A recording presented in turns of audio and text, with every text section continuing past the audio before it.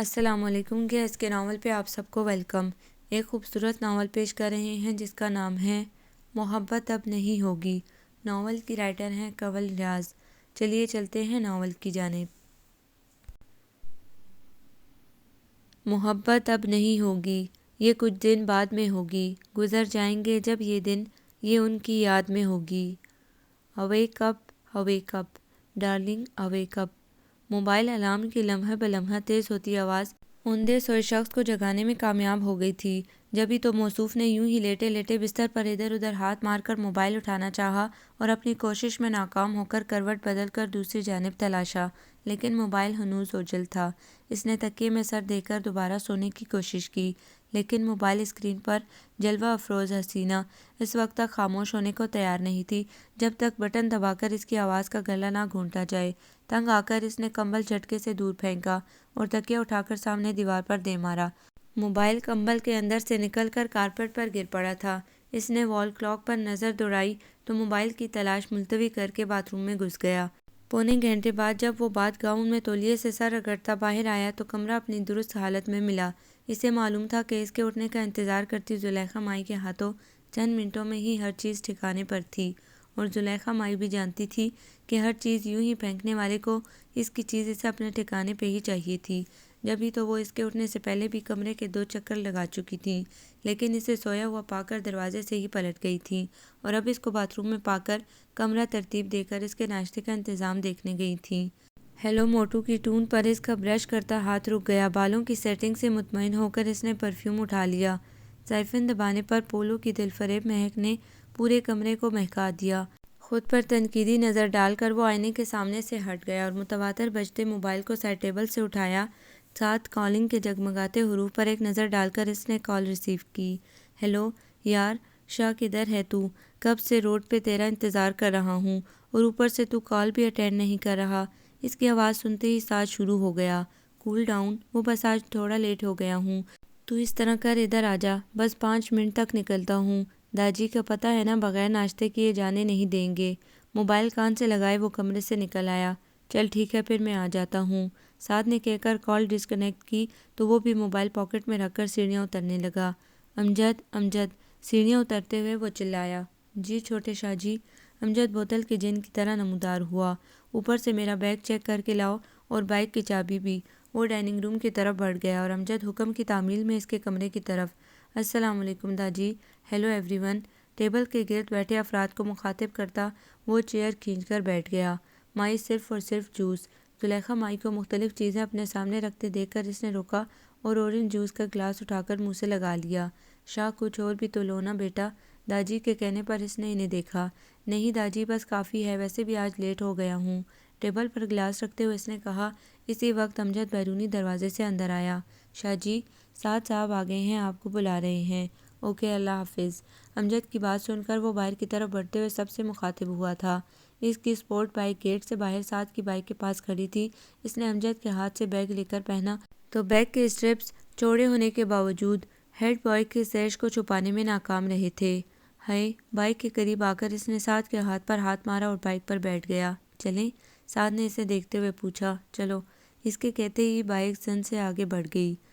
Function کے لیے کیا سوچا ہے پھر؟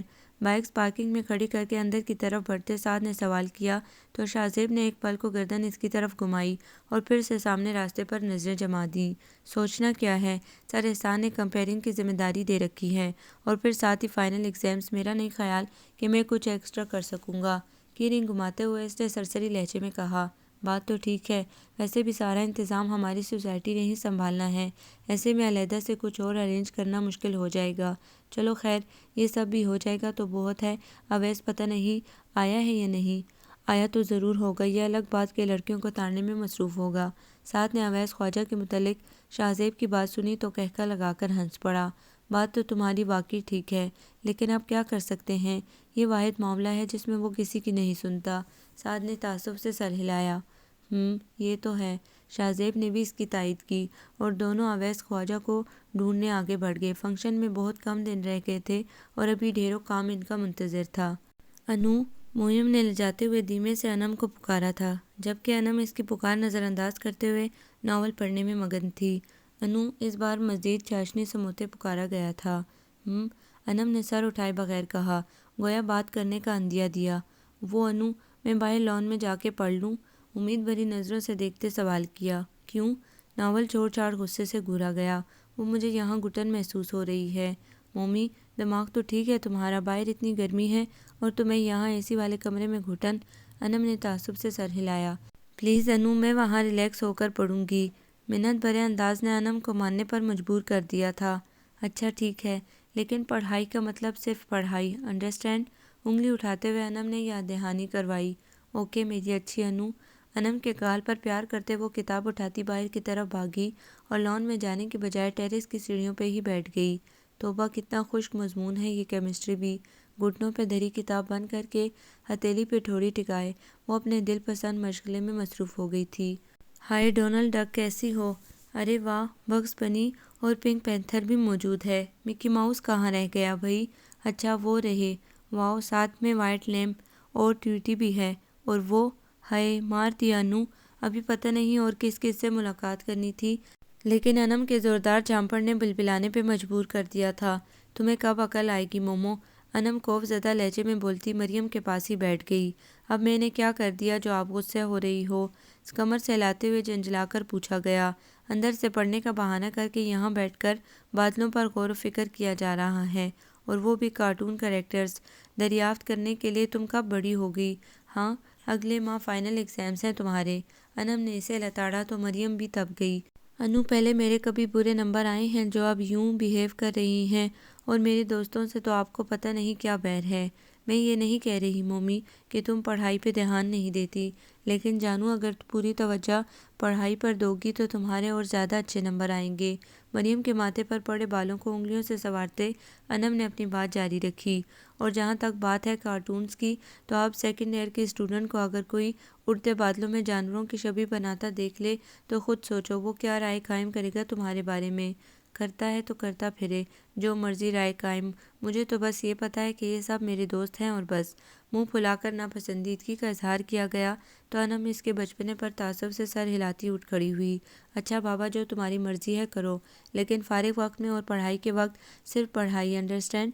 آخر میں نہ چاہتے ہوئے بھی انم کا لہجہ سخت ہو گیا تو مریم کو سر ہلانا ہی پڑا۔ مومی، اب بس کرو، پاپا آنے والے ہیں، جا کے بلقیس سے کھانا لگواؤ۔ انم نے ٹی وی دیکھتی مریم کو پکارا تھا۔ اچھا انو، جاتی ہوں۔ صوفے پہ ٹانگیں پسارے لیٹی مریم کا اٹھنے کا کوئی ارادہ نہ دیکھ کر بالآخر انم خود ہی اٹھ کھڑی ہوئی۔ ہاؤ! زوردار آواز پہ مریم کی چیخ نکل گئی اور سامنے کھڑے شخص کو دیکھ کر بھرپور خفگی کا تاثر ابھرا اور ابھی وہ کچھ کہہ نہ پائی تھی کہ انم اس کی چیخ سن کر بھاگی چلی آئی۔ کیا ہوا مومو؟ کچھ نہیں، بس یہ ایک عدد جن اچانک سامنے آ گیا تھا اس لیے ڈر گئی۔ مریم نے انم کے پریشان لہجے پہ تسلی دیتے ہوئے جاذب کو بازو سے پکڑ کے سامنے کر دیا، اور اب خفا ہونے کی باری جاذب کی تھی۔ کچھ تو خوف خدا کرو لڑکی، اتنے ہینڈسم اور ڈیشنگ بندے کو جن کہہ رہی ہو؟ ارے میری خوبصورتی تو ہزاروں لڑکیوں کو لمحوں میں چت کر دے۔ ابھی ابھی میرے حسن کتاب نہ لا کر 10-12 لڑکیاں باہر بے ہوش ہوئی پڑی ہیں۔ ارے جاذب، تم کب آئے؟ اپنے بارے میں مریم کا یوں کہنا جاذب کو تڑپا ہی تو گیا تھا، جبھی فوراً جذبات میں انم کا سوال چھوڑ چھاڑ کچھ زیادہ ہی مبالغہ آرائی سے کام لے گیا تھا، اور ابھی مزید اپنے بارے میں گوہر افشانی کا ارادہ تھا، لیکن مریم نے اس کی بات کاٹ دی۔ ہاں ظاہر ہے، جب 6.5 فٹ چوکٹے کے ساتھ ڈیڑھ پسلی بندی، ہاتھی جتنے کان، پکوڑے جیسی ناک، چنی منی آنکھوں اور خرگوش جیسے دانتوں کے ساتھ نظر آئے تو پھر یوں ہی ڈر کر لڑکیوں نے بے ہوش ہونا تھا نا، کہ یہ دن دہاڑے باؤ بلا کہاں سے نکل آیا۔ مریم کی زبان کی تیزی نے جاذب کو منہ کھولنے پہ مجبور کر دیا تھا، اور صدمے سے وہ نیم وا لبوں کے ساتھ ابھی کچھ کہہ بھی نہ پایا تھا کہ انم نے بروقت مداخلت کی۔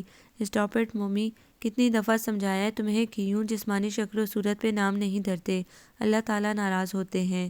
انم کا تو ٹوکنا بھی جاذب کے صدمے کو کم نہ کر سکا تھا۔ توبہ ہے انو، آپ بھی بس صرف نام کی ٹوک رہی ہیں۔ ارے میری اتنی زبردست پرسنالٹی کا دونوں لڑکیوں نے کیا حال کر دیا ہے، حد ہو گئی۔ یعنی کہ مجھے تو لگتا ہے کہ مومو کے ساتھ ساتھ آپ کی بھی قریب کی نظر کمزور ہو گئی ہے، یا پھر اکلوتی بہن ہونے کی وجہ سے آپ اس کی طرفداری کرنے کے چکروں میں ہیں، ورنہ وہاں میرے کالج آ کر دیکھیں کیسے مستقبل کی ڈاکٹرنیاں مرتی ہیں مجھ پہ۔ جاذب نے مریم کے ساتھ ساتھ انم کو بھی رگڑا۔ ارے واہ، نظر کمزور ہوگی تمہاری اپنی، اور تم جل ککڑے، اب اس بات پہ بھی کوڑو کہ انم نے میری طرفداری کی، حالانکہ عقل کے اندھے کو بھی یہ بات سمجھ میں آ رہی ہے کہ انو نے میری نہیں بلکہ تمہاری یعنی اپنے اکلوتے دیور کی طرفداری کی ہے۔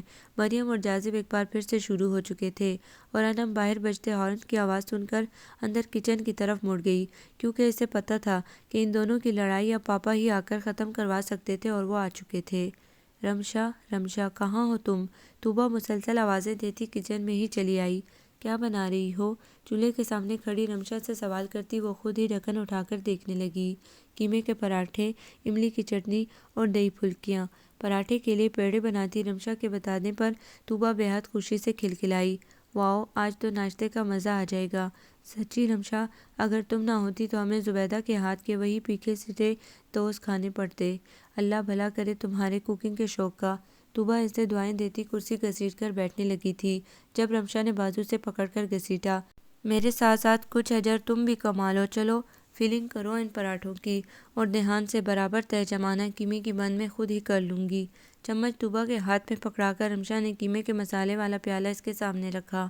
مجھے کیا اسسٹنٹ سمجھ رکھا ہے تم نے، اپنی جو یوں ہر ڈش میں مدد لیتی ہو؟ مسکراہٹ دباتے طوبیٰ نے خفگی سے رمشا کو گھورا۔ اور مجھے کیا باورچن سمجھ رکھا ہے تم لوگوں نے؟ جب بھی کچن کا رخ کروں فرمائشوں کی لمبی لسٹ شروع ہو جاتی ہے۔ رمشا کے خفگی بھرے انداز نے طوبیٰ کو کھلکھلانے پہ مجبور کر دیا۔ بس بس، زیادہ اترانے کی ضرورت نہیں ہے، اپنے ساتھ ساتھ ہر بار مجھے گھسیٹ لیتی ہو اور آدھا کام کرواتی ہو پھر بھی، لیکن چلو خیر کوئی بات نہیں ہے، اس سے کم از کم اتنا فائدہ تو مجھے ہوا نا کہ انسٹیٹیوٹ جائے بغیر مختلف ڈشز سیکھ لوں گی۔ یہ طوبیٰ فیلنگ کرتے ہوئے مسلسل بولتی جا رہی تھی، اور اس کی بات پہ سر ہلاتی رمشا پھرتی سے دوسری تہہ جمائے روٹی بیل کر توے پہ ڈالنے لگی۔ سنو، آج ذرا ٹائم نکال کر مارکیٹ چلیں گے، سنا ہے جوتوں کی بڑی زبردست کلیکشن آئی ہے۔ روٹی پہ گھی ڈال کر پلٹتے ہوئے طوبیٰ نے کہا تو رمشا کو بھی اپنی لسٹ یاد آئی۔ ٹھیک ہے، کچھ نئے کپڑے بھی لینے ہیں مجھے، آگے ایک دو فنکشنز آ رہے ہیں تو شیفون کے کرتے دوپٹے بھی دیکھتے چلیں گے۔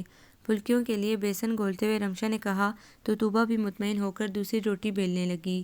چل نشا، بہت زوروں کی بھوک لگی ہے مجھے، اویس خواجہ نے کوئی 10ویں بار شاذیب کو کہا تھا، جو مسلسل اسے ٹالتے ہوئے سر جھکائے اسکرپٹ فائنل کرنے میں مگن تھا اور گھنٹہ بھر سے بھوک بھوک کر آگ الاپتے پھر سے ارد گرد دیکھنے میں مہو ہو گیا تھا۔ ہائے شاہ یار، کیا چال ہے اس کی، قسم سے بالکل ایشوریا لگتی ہے۔ اویس خواجہ کو اپنے اطراف صرف لڑکیاں ہی دکھائی دیتی تھیں، جبھی اب پھر سے اپنے پسندیدہ مشغلے میں مصروف ان پہ کمنٹس پاس کرنا شروع ہو چکا تھا، جبکہ شاذیب اس کو دھیان لگا دیکھ کر اپنے کام کی طرف متوجہ ہو گیا تھا۔ اوئے، تم لوگ ابھی تک ادھر ہی بیٹھے ہو، اور ادھر سر سجاد نے آفت مچا رکھی ہے، فائنل ریہرسل کے لیے بلایا ہے سب کو، سوائے تمہارے پورا کالج موجود ہے۔ سعد ان دونوں کو ڈھونڈتا وہاں آ نکلا تھا۔ وہ ڈرامٹک سوسائٹی کا صدر تھا، اسی حوالے سے صبح سے کافی روم میں پروگرام میں حصہ لینے والے اسٹوڈنٹ کے ساتھ ان کے آئٹمز کو فائنل کرنے میں مصروف تھا۔ اویس کی دہائی پہ سعد نے غصے سے اسے گھورا۔ زیادہ مصلومیت دکھانے کی ضرورت نہیں ہے، 5 منٹ کے اندر اندر جو کچھ لینا ہے لے کر فوراً پہنچو، یہ نہ ہو کہ سر سجاد تمہیں ڈھونڈتے خود ہی سے کینٹین پہنچ جائیں۔ سعد کی دھمکی کافی کارگر ثابت ہوئی تھی، جبھی اویس نے اٹھنے میں دیر نہ لگائی۔ تم 5 منٹ کی بات کرتے ہو، میں بس 2 منٹ میں آیا۔ بیگ سعد کے کندھے سے لٹکاتے وہ باڑ پھلانگتا کینٹین کی طرف دوڑا اور اگلے 10 منٹ میں برگرز اور بوتلیں اٹھائے ان کے پاس موجود تھا۔ شاہی ماموں آ گئے۔ لان میں جھولے لیتی زرش نے شاذیب کو بائک پارکنگ میں کھڑی کرتے دیکھا تو جھولے سے اتر کر بھاگتی ہوئی اس کی طرف آئی تھی۔ اس کے پیچھے پیچھے زرکا تھی۔ 17-18 سالہ یہ لڑکی زرشی کی دیکھ بھال پہ مامور تھی اور ہر جگہ اس کے ساتھ ہوتی تھی، اور اب زرش کو شاذیب کے پاس جاتا دیکھ کر اس کے پیچھے بڑھی تھی اور پھر شاذیب کو اسے اٹھاتا دیکھ کر اندر کی طرف بڑھ گئی۔ ارے واہ، آج یہ ننھی پری کیسے رستہ بھول گئی؟ زرش کے پھولے پھولے گلابی گالوں پہ پیار کرتے شاذیب نے چھیڑا۔ نہیں تو رستہ تو نہیں بھولی، ہمارے ڈرائیور انکل کو آپ کے گھر کا پتہ ہے، وہ تو ماما کے پاس ٹائم نہیں تھا۔ خفگی بھرے انداز میں اسے باور کروایا گیا تھا کہ وہ بھی یہاں آنے کو بےتاب تھی۔ اچھا تو یہ بات تھی، تو چلو ابھی چل کے آپ کی ماما کی کلاس لیتے ہیں کہ وہ آپ کو جلدی جلدی کیوں نہیں لاتی۔ زرش کو ہوا میں اچھالتے ہوئے اس نے کہا تو ماما کی ڈانٹ کے خیال سے وہ کھلکھلا کر ہنسی تھی، اور شاذیب اسے اٹھائے اٹھائے اندر بڑھ گیا تھا۔ السلام علیکم، کیسی ہیں فرح باجی؟ فرح کے قریب ہی صوفے پہ بیٹھتے ہوئے اس نے پوچھا تو فرح بھی سب کچھ چھوڑ چھاڑ کر اس کی طرف متوجہ ہو گئی تھی۔ اللہ کا شکر ہے، تم سناؤ کیسی چل رہی ہے پڑھائی؟ شاہی ماموں ڈانٹیے نہ ماما کو۔ ابھی وہ فرح کی بات کا جواب دینے ہی والا تھا کہ زرش کی اونچی سرگوشی نے اسے متوجہ کیا۔ ہاں بیٹا ابھی لو، بمشکل مسکراہٹ دباتے اس نے تسلی دی۔ او ہو بھئی، ماما کو کس لیے ڈانٹ پڑوائی جا رہی ہے؟ اندر داخل ہوتے داجی نے بھی زرش کی بات سن لی تھی۔ جبھی زرش سے پوچھا تھا، پتہ ہے داجی یہ ماما مجھے جلدی جلدی آپ کے پاس نہیں لاتی اس لیے۔ شاہزیب کی گود سے اتر کر اب وہ داجی کی گود میں چڑھی بیٹھی تھی۔ اس بات پہ تو آپ کی ماما کو بھی ڈانٹیں گے، مگر وہ ہماری جان کو جلدی جلدی کیوں نہیں لاتی؟ زرش کو خود میں بھینچتے ہوئے انہوں نے کہا تو پاس بیٹھی زمینہ پھپھو، ساجدہ بیگم اور راحیلہ بیگم بھی ہنس پڑی۔ چھوڑیے داجی، آپ بھی اس چٹکی کی باتوں میں آ رہے ہیں۔ پہلے کی بات اور تھی، لیکن اب اس نے اسکول جانا شروع کر دیا ہے تو ظاہر ہے ویکینڈ پہ ہی لا سکتی ہوں نا۔ ابھی سے چھٹیوں کی عادت پڑ گئی تو بڑے ہو کے کیا کرے گی؟ فرح نے بھی مسکراتے ہوئے ہفتہ بھر بعد آنے کی وضاحت کی تھی، جو وہ ہر بار پچھلے 6 ماہ سے کر رہی تھی اور سب جانتے بھی تھے، لیکن پھر بھی زرش کی تسلی کے لیے ہر بار دہرایا جاتا تھا۔ تمہاری بڑی نند کی طبیعت اب کیسی ہے؟ راحیلہ بیگم نے فرح سے پوچھا۔ پچھلے دنوں اس کی نند کافی سیریس بیمار رہی تھی۔ راحیلہ بیگم اور ساجدہ زرمینہ ان کی عیادت کو ہاسپٹل بھی گئی تھی۔ اب تو کافی فرق ہے امی، لیکن اب کچھ عرصے تک ڈاکٹرز نے بیڈ ریسٹ کا مشورہ دیا ہے۔ زرش کی پونی صحیح کرتے ہوئے اس نے بتایا۔ چھوٹی نانو ثنیہ خالہ کدھر ہیں؟ زرش اب ساجدہ بیگم کے پاس ثنیہ کے بارے میں استفسار کرنے پہنچی ہوئی تھی۔ رمشا اور طوبہ کو وہ فرینچ فرائز بنانے پہ لگا آئی تھی، ردا کو اس کی اسٹڈی میں مل آئی تھی۔ اب صرف ثنیہ رہ گئی تھی جو اب تک زرش صاحبہ سے ملاقات کا شرف حاصل نہیں کر پائی تھی اور اب گھنٹہ بھر بعد بھی ظہور پذیر نہیں ہوئی تھی، تو زرش کی تشویش لازمی تھی۔ بیٹا ان کی دوست کی برتھ ڈے تھی، وہ وہاں گئی ہے، ابھی تھوڑی دیر میں آ جائے گی۔ انہوں نے زرش کے گال تھپ تھپاتے ہوئے اسے تسلی دی، جبکہ سر ہلاتی وہ زرمینہ کی طرف متوجہ ہو گئی۔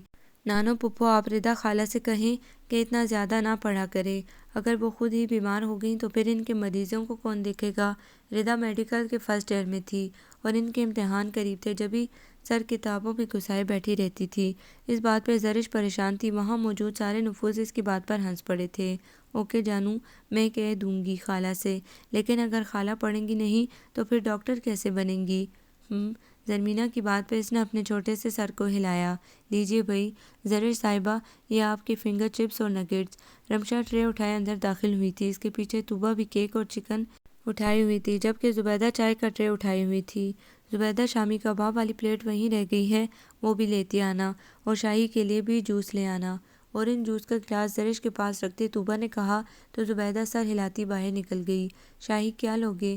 باقی سب کو سرو کرنے کے بعد طوبہ نے شاہزیب سے پوچھا۔ رول دے دیں بس۔ میگزین ایک طرف رکھ کر وہ اٹھتے ہوئے بولا، اور چلی ساس اپنے قریب کر لی۔ رمشا سب کو چائے سرو کرنے میں مصروف تھی۔ ماموں نگیٹس اور فرائز بھی لینا۔ زرش اپنا ٹرے اٹھائے شاہزیب کے پاس چلی آئی تو وہ بھی اس میں سے فرنچ فرائز اٹھا کر کھانے لگا۔ زری جلدی سے یہ سب ختم کرو اور کپڑے بدل لو، ابھی نانا ابو آ جائیں گے تو پھر آپ نے ان کے ساتھ مگن ہو جانا ہے۔ فرح نے شاہزیب سے باتیں کرتی زری کو پکارا۔ اچھا پھر آپ زرکا کو کہیں کہ میری نئی والی فراک نکالے جو پاپا لائے تھے، اس نے رضامندی دیتے ہوئے فرمائش جڑ دی تو فرح سر ہلاتی زرکا کو پکارنے لگی۔ G B be. زرکا اندر داخل ہوئی تھی۔ زرکا زری کا پنک والا فراک نکال دو جو صاحب ملیشیا سے لائے تھے۔ زرکا کو کام بتا کر وہ پھر سے باتوں میں مشغول ہوئی تھی، جبکہ زرکا اچھا کہتی باہر نکل گئی۔ داجی یعنی سید حیدر شاہ کے 2 بیٹے حسنین شاہ اور ثقلین شاہ، جبکہ ایک بیٹی سیدہ زرمینہ تھی جو دونوں بھائیوں سے چھوٹی تھی۔ حسنین شاہ کی شادی ان کے چچا زاد راحیلہ بیگم سے ہوئی تھی اور ان کی ایک بیٹی فرح تھی۔ جب گھر میں ثقلین شاہ کی شادی کے ہنگامے شروع ہو گئے اور یوں کچھ دنوں بعد ان کی خالہ زاد کامنی سی ساجدہ بیگم ثقلین شاہ کی زندگی میں موجود ہوئیں۔ چند ماہ بعد جہاں راحیلہ شاہ امید سے ہوئیں، وہیں ساجدہ شاہ بھی خوشخبری سنانے میں پیچھے نہ رہیں، اور یوں اس بار گھر میں 2 خوشیاں منانے کی تیاریاں شروع ہوئی تھی اور بیٹے کے لیے دعائیں مانگی جانے لگیں۔ لیکن ہزار ہاں منت و مرادوں کے بعد بھی جب ساجدہ شاہ کے ہاں رمشا اور 2 دن بعد راحیلہ شاہ کے ہاں توبہ نے جنم لیا تو وہیں راحیلہ شاہ کے دوبارہ ماں نہ بننے کی خبر نے گھر بھر کو سوگوار کر دیا تھا۔ ایسے میں رمشا کی پیدائش کے 3 سال بعد جب شاہ زیب نے جنم لیا تو گھر بھر کی خوشی قابل دید تھی۔ حیدر شاہ اتنے عرصے بعد پوتے کو پا کر بے انتہا خوش تھے اور ایک بڑے جشن کا انتظام کیا تھا۔ سارے خاندان اور دوست احباب کی دعوت کی گئی تھی اور یوں ننھے شاہ زیب کا عقیقہ اور باقی شرعی رسومات ادا کی گئی تھیں۔ حیدر شاہ اور ساجدہ بیگم کی خیریت سے فراغت کے منتظر تھے، جبھی شاہ زیب کی خوشی کے موقع پر زرمینہ شاہ کے سسرال والوں کو رخصتی کی تاریخ دے دی گئی تھی۔ زرمینہ شاہ کی اپنی پھپھو کے بیٹے سے سال بھر پہلے نکاح کیا گیا تھا اور اب ان کی رخصتی کی تاریخ طے کر دی گئی تھی۔ لیکن حیدر شاہ کو یہ خوشی راس نہ آئی اور 7 ماہ بعد بیوہ ہونے والی زرمینہ شاہ ایک بار پھر سے اس در پہ واپس آ گئی تھیں۔ چند ماہ بعد ان کے ہاں رضا شاہ کی پیدائش نے زرمینہ شاہ کو سنبھلنے میں بڑی مدد دی تھی۔ رضا شاہ کی پیدائش کے سال بھر بعد ساجدہ شاہ کے ہاں ثنیہ شاہ کی پیدائش ہوئی اور یوں اتنی ساری لڑکیوں میں اکلوتے وارث ہونے کی حیثیت کے شاہ زیب خود بخود مزید نمایاں ہو گیا تھا اور حیدر شاہ اگرچہ بیٹے بیٹی میں تفریق کے قائل نہ تھے لیکن پھر بھی اکلوتے پوتے کی حیثیت سے وہ خود بخود ان کے قریب ہو گیا تھا۔ Hello everyone, how are you? جاذب نے ان سب کو دیکھ کر دور سے ہی ہاتھ ہلایا تھا۔ ہائے! کتابوں میں سر دیے بیٹھے سارے نفوس نے بغور سر اٹھائے ہاتھ سے اشارہ کرتے ہوئے کہا اور پھر سے پڑھنے میں مصروف ہو گئے تھے، ماں سوائے ہاشم کے جو ارد گرد نظاروں میں محو تھا۔ اوہ نو ہیرا، یہ تمہارے منہ پہ کیا ہوا؟ جاذب کی فکر مندانہ آواز نے ان سب کو ہیرا کی طرف متوجہ کر دیا۔ کیا ہوا ہے؟ کتاب چھوڑ چھاڑ ہیرا دونوں ہاتھوں سے اپنا چہرہ تھپ تھپانے لگی۔ کیا ہے جاذب؟ فضول میں بولتے رہتے ہو بس۔ ہیرا کا چہرہ موڑ کر دیکھتے ثانیہ نے خفگی سے جاذب کو گھورا جو ہاشم کو آنکھ مارتے ہوئے اپنے اس تشویش زدہ لہجے میں پھر سے شروع ہو گیا تھا۔ ارے واہ ثانیہ، میں کیوں فضول میں بولوں گا جب سب نظر آ رہا ہے تو یہ دیکھو ذرا، ہیرا کا کمپلیکشن کسی تیزی سے ان چند دنوں میں ڈارک ہوا ہے اور آنکھوں کے نیچے حلقے بھی نظر آ رہے ہیں۔ اس کی بات پہ ہاشم نے بمشکل مسکراہٹ دبائی جبکہ صدا کی وہمی ہیرا بیگ سے شیشہ نکال کر اپنا چہرہ دیکھنے میں محو ہو گئی۔ ارے ہاں واقعی جاذب، تم صحیح کہہ رہے ہو اور مجھ بیوقوف کو دیکھو، پڑھائی کی ٹینشن میں فیشل تو عرصہ ہو گیا نہیں کروایا مگر ڈھنگ سے کلینزنگ بھی نہیں کر پائی۔ ہیرا کی پریشانی حد سے سوا تھی۔ مجھے تو ان دونوں کے رنگ بھی پیلے پڑتے لگ رہے ہیں۔ ہاشم نے ان دونوں کو بھی ساتھ رکیدنا چاہا تھا اور اس سے پہلے کہ ثانیہ کا بڑا ہوا ہاتھ ہیرا کے ہاتھ سے مرر لے پاتا، رضا کے زوردار جامپڑ نے ہاتھ ہوا میں ہی معلق کر دیا تھا۔ دماغ تو ٹھیک ہے تم دونوں کا؟ یہ لوگ خود تو پڑھ نہیں رہے اور ایسے میں یہ سب پڑھائی سے تمہارا دھیان ہٹانے کے لیے کر رہے ہیں، اور تم دونوں؟ آخر میں رضا نے تعصب سے سر جھٹکا۔ نہیں رضا، واقعی دیکھو تو میرا رنگ پیلا پڑ رہا ہے اور ویسے بھی انہیں کیا ضرورت ہے جھوٹ بولنے کی۔ ہیرا نے پھر سے اپنا رونا رویا۔ ہیرا کی بچی، اب کی بار ثانیہ بھی دانت کچکچاتی اس پر چڑھ دوڑی، چونکہ اسے رضا کی بات سمجھ میں آ گئی تھی، جبھی اب ہیرا کو سمجھانے کی کوشش بھی تھی۔ بدھو، وہ لوگ جان بوجھ کر ایسا کر رہے ہیں اور تم سیریس سمجھ رہی ہو، اور ویسے بھی ہم لوگ یہاں پڑھنے آئے ہیں تو جب تک پڑھائی کر رہے ہیں رنگ جائے باڑ میں، ساری زندگی پڑی ہے رنگ روپ نکھارنے کے لیے۔ ثانیہ کی بات ہیرا کی تو سمجھ میں کیا ہی آئی، الٹا ہاشم اور جاذب زور و شور سے سر ہلانے لگے۔ ان کا مقصد باتوں میں لگانا تھا جو وہ لگا چکے تھے اور اب بلا وجہ بات سے بات نکال رہے تھے۔ واقعی ہیرا، ثانیہ بالکل ٹھیک کہہ رہی ہے، اور ویسے بھی پھپھو کو پتہ چل گیا نا کہ تم پڑھنے کی بجائے روپ نکھارنے کے چکروں میں پڑی ہو، تو پھر پتہ ہے نا۔ ہاشم نے ہیرا کو اس کی اماں کا ڈراوا دیا تھا۔ ہاشم اور ہیرا فرسٹ کزن تھے اور یوں نوک جھونک میں اکثر ایک دوسرے کو گھر والوں کا ڈراوا دیتے رہتے تھے، اور انہیں تو جیسے الہام ہوگا نا میرے خیالات کے بارے میں۔ یہ تو تم ہی پھپھے کٹن ہو جو جا کر میری شکایات لگاتے رہتے ہو۔ ہیرا الٹا اس کے اوپر چڑھ دوڑی تھی۔ بس اسٹاپ اٹ، کیسے بے صبرے ہو تم، کل کو ڈاکٹر بن کر بھی یہی حال رہا تو تم دونوں کی لڑائی میں مریض بیچارہ مفت میں مارا جائے گا۔ جاذب نے ان دونوں کو ڈانٹا۔ نہ، ہم لوگوں کی لڑائی میں مریض کس خوشی میں مارا جائے گا؟ ہاشم لڑائی چھوڑ چھاڑ جاذب کی طرف متوجہ ہوا۔ وہ ایسے کہ ہیرا کہے گی یہ میرا مریض ہے جبکہ تم کہو گے کہ میرا ہے، پھر ہیرا جو دوائی تجویز کرے گی تم اس کے الٹ دوا دو گے، ایسے میں بیچارہ مریض مرے گا نہیں تو کیا اٹھ کر ناچنا شروع کر دے گا۔ جاذب نے بھی ٹھیک ٹھاک سنائی تھی، اور ابھی مزید یہ نوک جھونک جاری رہتی اگر ردا پر وقت انٹری نہ دیتی۔ تم لوگ مرو لڑتے رہو یہیں بیٹھ کر، میں جا رہی ہوں لائبریری۔ سر خٹک نے اگر اچانک سرپرائز ٹیسٹ لے لیا نا تو پھر یہی بکواس لکھانا پیپر میں۔ جھٹکے سے بیگ اٹھاتے اس نے دھمکی دی تو ہر کوئی سنجیدہ ہو گیا۔ مارے گئے یار، یہ تو یاد ہی نہیں رہا کہ پچھلے چیپٹر کا ٹیسٹ سر نے ابھی تک نہیں لیا، اور آج اگر لے لیا تو صرف آدھا گھنٹہ ہے ان کا پیریڈ لگنے میں۔ جاذب ہیرا کی کتاب اٹھا کر پڑھنے لگا اور ہیرا سے دپ لگاتی اس کی کتاب اسی کے بیگ میں سے نکالنے لگی تھی۔ اگلے آدھے گھنٹے تک پتہ ہلنے کی بھی آواز آنا مشکل تھا، کجا کہ وہ لوگ آپس میں الجھتے۔ سر خٹک بے حد سخت مزاج پروفیسر تھے اور بے عزتی اس انداز میں کرتے کہ دوبارہ ان کا سامنا کرنے سے ہی دل ڈوب جاتا تھا۔ جبھی پانچوں لوگوں کے اس گروپ کی تشویش لازمی تھی اور ہر وقت ایک دوسرے سے الجھتے۔ یہ پانچوں ایک دوسرے کے لیے لازم و ملزوم تھے، گویا جبھی کسی اور کی گنجائش نہ تھی ان کے گروپ میں۔ ردا، ثانیہ، ہیرا کلاس فیلو تھی، جبکہ جاذب اور ہاشم اکٹھے پڑھتے رہے تھے، اور اب ایک ہی کالج میں ہونے کی وجہ سے ہیرا اور اویس کزنز ہونے کی حیثیت سے ساتھ ساتھ اکٹھے پڑھتے ہیں، تو ان کے ساتھ موجود باقی تینوں بھی گل مل گئے۔ خود ان سب کو بھی پتہ نہیں چل سکا تھا، جبھی اب اکٹھے ہی پائے جاتے تھے۔ مومی، مومو، مومی، انم مسلسل پکارتے ہوئے اسے اٹھانے کی کوششوں میں تھی، جو سر تک کمبل اوڑھے بے سدھ سوئی ہوئی تھی۔ مریم، جھٹکے سے کمبل کھینچتے انم نے اسے جھنجھوڑ ڈالا۔ کیا ہے انو، آدھی رات کو کیا مصیبت آ گئی ہے اب؟ جھنجھلاتے لہجے میں وہ انم پہ ہی چڑھ دوڑی۔ آدھی رات کی بچی، ساری رات پڑھ پڑھ کر یہی ہونا تھا، اور جس کی وجہ سے ساری رات جاگتی رہتی ہو، لگتا ہے اس پیپر کو دینے کا کوئی ارادہ نہیں ہے تمہارا۔ اوہ نو انو، آپ کو مجھے پہلے جگانا چاہیے تھا نا۔ چھلانگ لگا کر نیچے اترتے وہ الٹا انم پہ ہی خفا ہو رہی تھی۔ ماشاءاللہ کیا بات ہے آپ کی، حد ہو گئی، یعنی کہ ایک تو اٹھایا، اوپر سے میری ہی غلطی ہے۔ اچھا اب جلدی سے تیار ہو کر نیچے آؤ، پاپا انتظار کر رہے ہیں تمہارا ناشتے پہ۔ کمبل طے کر کے بیڈ پہ رکھتے انم نے اسے گھورتے ہوئے کہا اور خود باہر کی طرف بڑھ گئی، اور ٹھیک 10 منٹ بعد مریم بھی ناشتے کی ٹیبل پہ موجود تھی۔ السلام علیکم پاپا، سکندر شاہ کو سلام کرتی وہ تیزی سے کرسی کھینچ کر بیٹھی تھی۔ آرام سے بیٹا، اس کی تیزی نے سکندر شاہ کو ٹوکنے پہ مجبور کر دیا تھا۔ سوری پاپا، لیکن دیر بہت ہو گئی ہے اس لیے۔ انو، ناشتہ، سکندر صاحب کو وضاحت دیتے وہ انم کو پکارنے لگی تھی۔ یہ لو بے صبری، سوتے وقت دیر ہونے کا احساس نہیں تھا کیا؟ انم ٹرے اٹھائے اس کے پاس چلی آئی۔ بلقیس آپا جوس، تو اس کے نوالے منہ میں ڈالتے وہ ایک بار پھر سے چلائی۔ آرام سے مومی بچے، ابھی کافی ٹائم ہے، ویسے کب پیپرز ختم ہو رہے ہیں؟ سکندر شاہ نے اسے تسلی دیتے ہوئے پوچھا۔ آج 26 ہے، اگلے ماہ کی 5 کو لاسٹ ہے، انہیں بتا کر اس نے اورنج جوس کا گلاس لبوں سے لگایا۔ پاپا فریش اورنج کب آئیں گے؟ گلاس ٹیبل پہ رکھتے ہوئے سوال ہوا تھا۔ بیٹا وہ تو سردیوں میں ہی آئیں گے، ابھی اس ڈبہ بند پہ ہی گزارا کرنا پڑے گا۔ انہوں نے ہنستے ہوئے اسے باور کروایا تھا کہ ابھی مزید کچھ عرصہ وہ اپنے پسندیدہ جوس کو فریش انجوائے نہیں کر سکتی۔ ان کی بات پر مریم منہ بناتی اٹھ گئی۔ انو، کل سے میرے لیے فریش ایپل کا جوس بنانا۔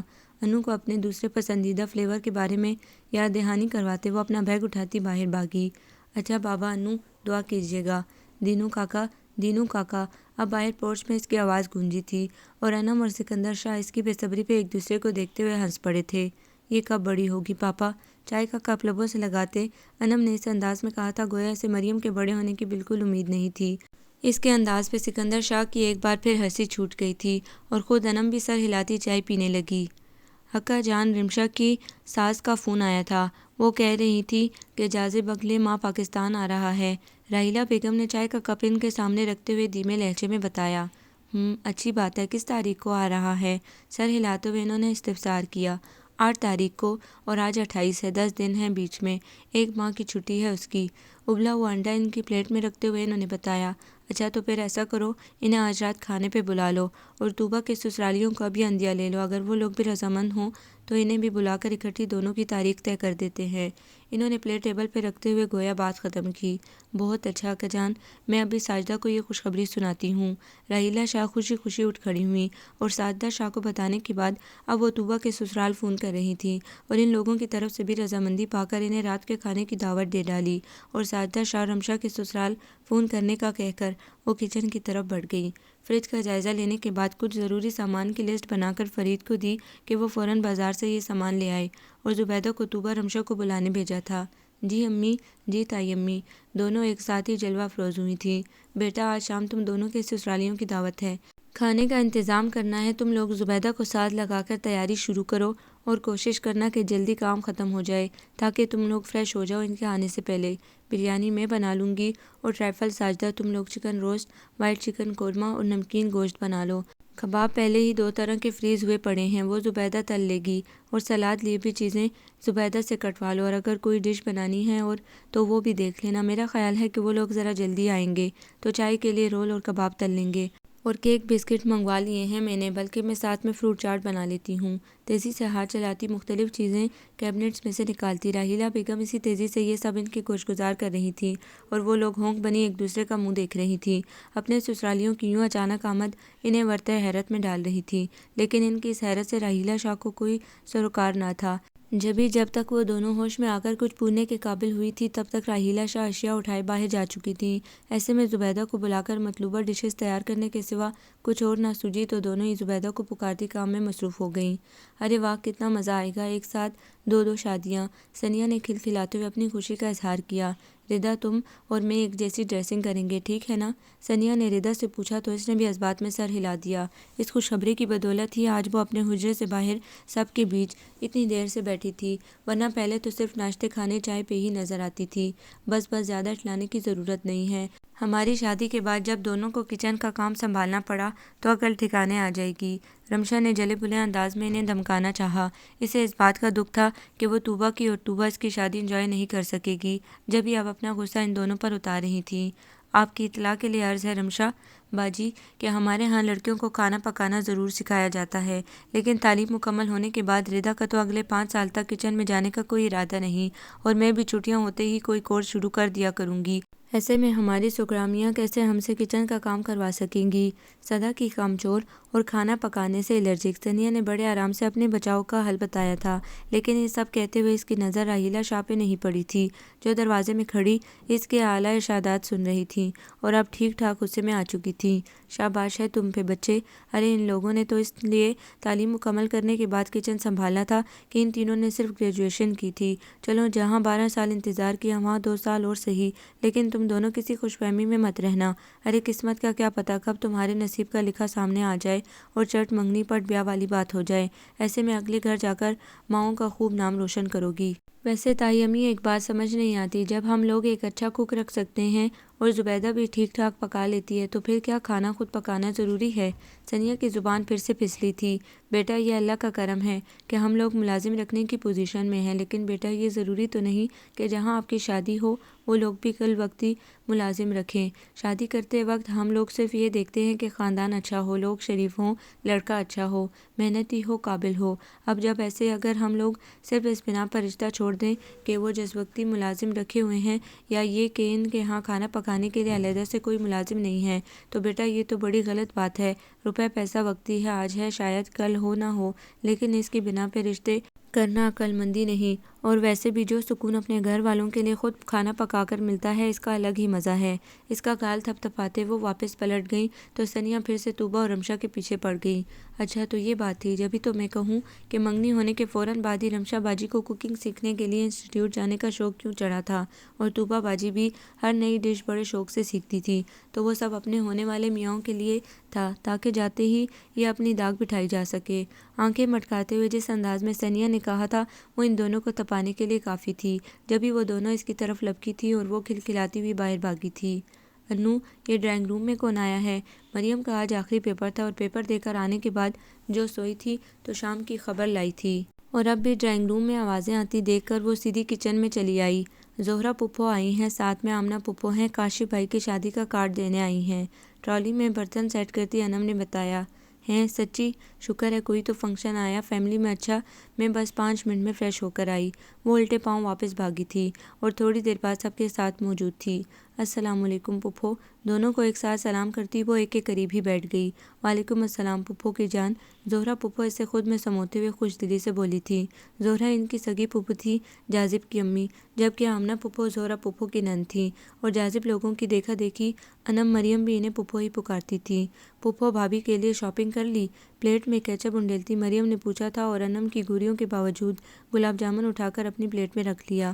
بس بیٹا، ساتھ ساتھ چل ہی رہا ہے۔ میں نے تو کاشف سے کہا ہے کہ بہو کو ساتھ لے جا کر اس کی پسند سے ساری چیزیں لے، کل کو جب سب کچھ پہننا اس نے ہے تو پھر اس کی پسند کا ہی ہونا چاہیے نا۔ ہاں البتہ زیور تیار ہے اور کچھ کاشف باہر سے لے کر آیا ہے اپنے ساتھ۔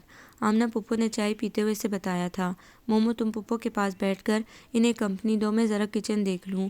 انم انہیں باتوں میں مصروف دیکھ کر اٹھ کھڑی ہوئی تھی۔ ارے نہیں بیٹا، اب اور کسی تکلف کی ضرورت نہیں ہے۔ زہرا پھپھو نے ہاتھ اٹھا کر انم کو جانے سے روکا۔ نہیں پھپھو، ایسے کیسے؟ رات کا کھانا تو کھا کر ہی جائیے گا آپ، ویسے بھی پاپا آنے والے ہیں، ان سے بھی مل لیجیے گا۔ انم کے کہنے پہ آمنہ پھپھو بھی بول اٹھی۔ ارے نہیں بچے، کھانے کا ٹائم نہیں ہے، ابھی ہمیں اور بھی جگہ کاٹ دینے جانا ہے، اور ویسے بھی چائے کے ساتھ ہی اتنا کچھ کھا کر اب مزید کچھ کھانے کی قطعاً گنجائش نہیں رہی۔ آمنہ پھپھو بات ختم کرتے ہوئے اٹھ کھڑی ہوئی تو زہرا پھپھو نے بھی ان کی تقلید کی۔ انم مریم انہیں چھوڑنے باہر تک آئی تھی۔ ردا، ثنیا جلدی کرو، لڑکے والے مہندی لے کر آتے ہی ہوں گے۔ فرح ان لوگوں کے کمرے کے باہر کھڑی دروازہ بجاتے ہوئے بولی تھی، اور یہ بلا مبالغہ اس کی دروازہ کھلوانے کی 5ویں کوشش تھی، جو کہ کامیاب ہوتی نظر نہیں آ رہی تھی، اور ابھی بھی وہ ناکام واپس لوٹنے لگی تھی کہ جب زرش اپنا ننھا سا لہنگا سنبھالتے کمرے سے باہر نکلی۔ اس کے پیچھے ردا اور ثنیا بھی تھی، ایک جیسا لباس پہنتے تینوں ہی بڑی پیاری لگ رہی تھی۔ کیسی لگ رہی ہیں ہم؟ دوپٹے کو فرح کے منہ کے آگے جلاتے ثنیا نے اٹھلا کر پوچھا تھا۔ فرح نے اپنی ہنسی کو بمشکل ضبط کیا۔ کچھ لگنے کی بچی، پچھلے 1.5 گھنٹے سے دروازہ بجا بجا کر میری انگلیاں بھی گھس گئی ہیں، اور تم لوگ؟ فرح نے خفگی سے آنکھیں دکھائیں تو دونوں نے شرافت سے سر جھکاتے ہوئے معافی مانگ لی۔ سوری فرح باجی، لیکن آپ یہ بھی تو سوچیں نا کہ اپنے گھر کی شادی میں ہی بندہ اچھا نہ لگے تو پھر فائدہ؟ ثنیا نے فرح کے گلے میں بانہیں ڈال کر اس انداز میں کہا کہ فرح کا سارا غصہ رفو چکر ہو گیا۔ اچھا چلو اب جلدی سے مس ورلڈ، اس کے گال پہ پیار کرتے فرح نے ردا کو بھی گلے لگاتے ہوئے کہا تو تینوں ہنس پڑی۔ ماما میں کیا لگ رہی ہوں؟ پھر سے زرش کو بھی اپنی تعریف کروانے کا شوق چڑھا تھا۔ میری بیٹی پرستان کی سب سے خوبصورت پری لگ رہی ہے، اسے گود میں اٹھا کر فرح نے کہا تو وہ بھی ہنس پڑی، اور یوں باتیں کرتی جب وہ لوگ نیچے لان میں آئی تو دولہا والوں کی آمد کا شور مچ گیا تھا، اور وہ سب پھولوں کی پتیوں کی پلیٹیں اٹھائے انٹرنس کے پاس آ کھڑی ہوئی تھی، جہاں ان لوگوں کی باقی کزنس اور ردا ثنیا کی دوستیں پہلے سے موجود تھیں۔ ارے ردا، وہ دیکھو جاذب!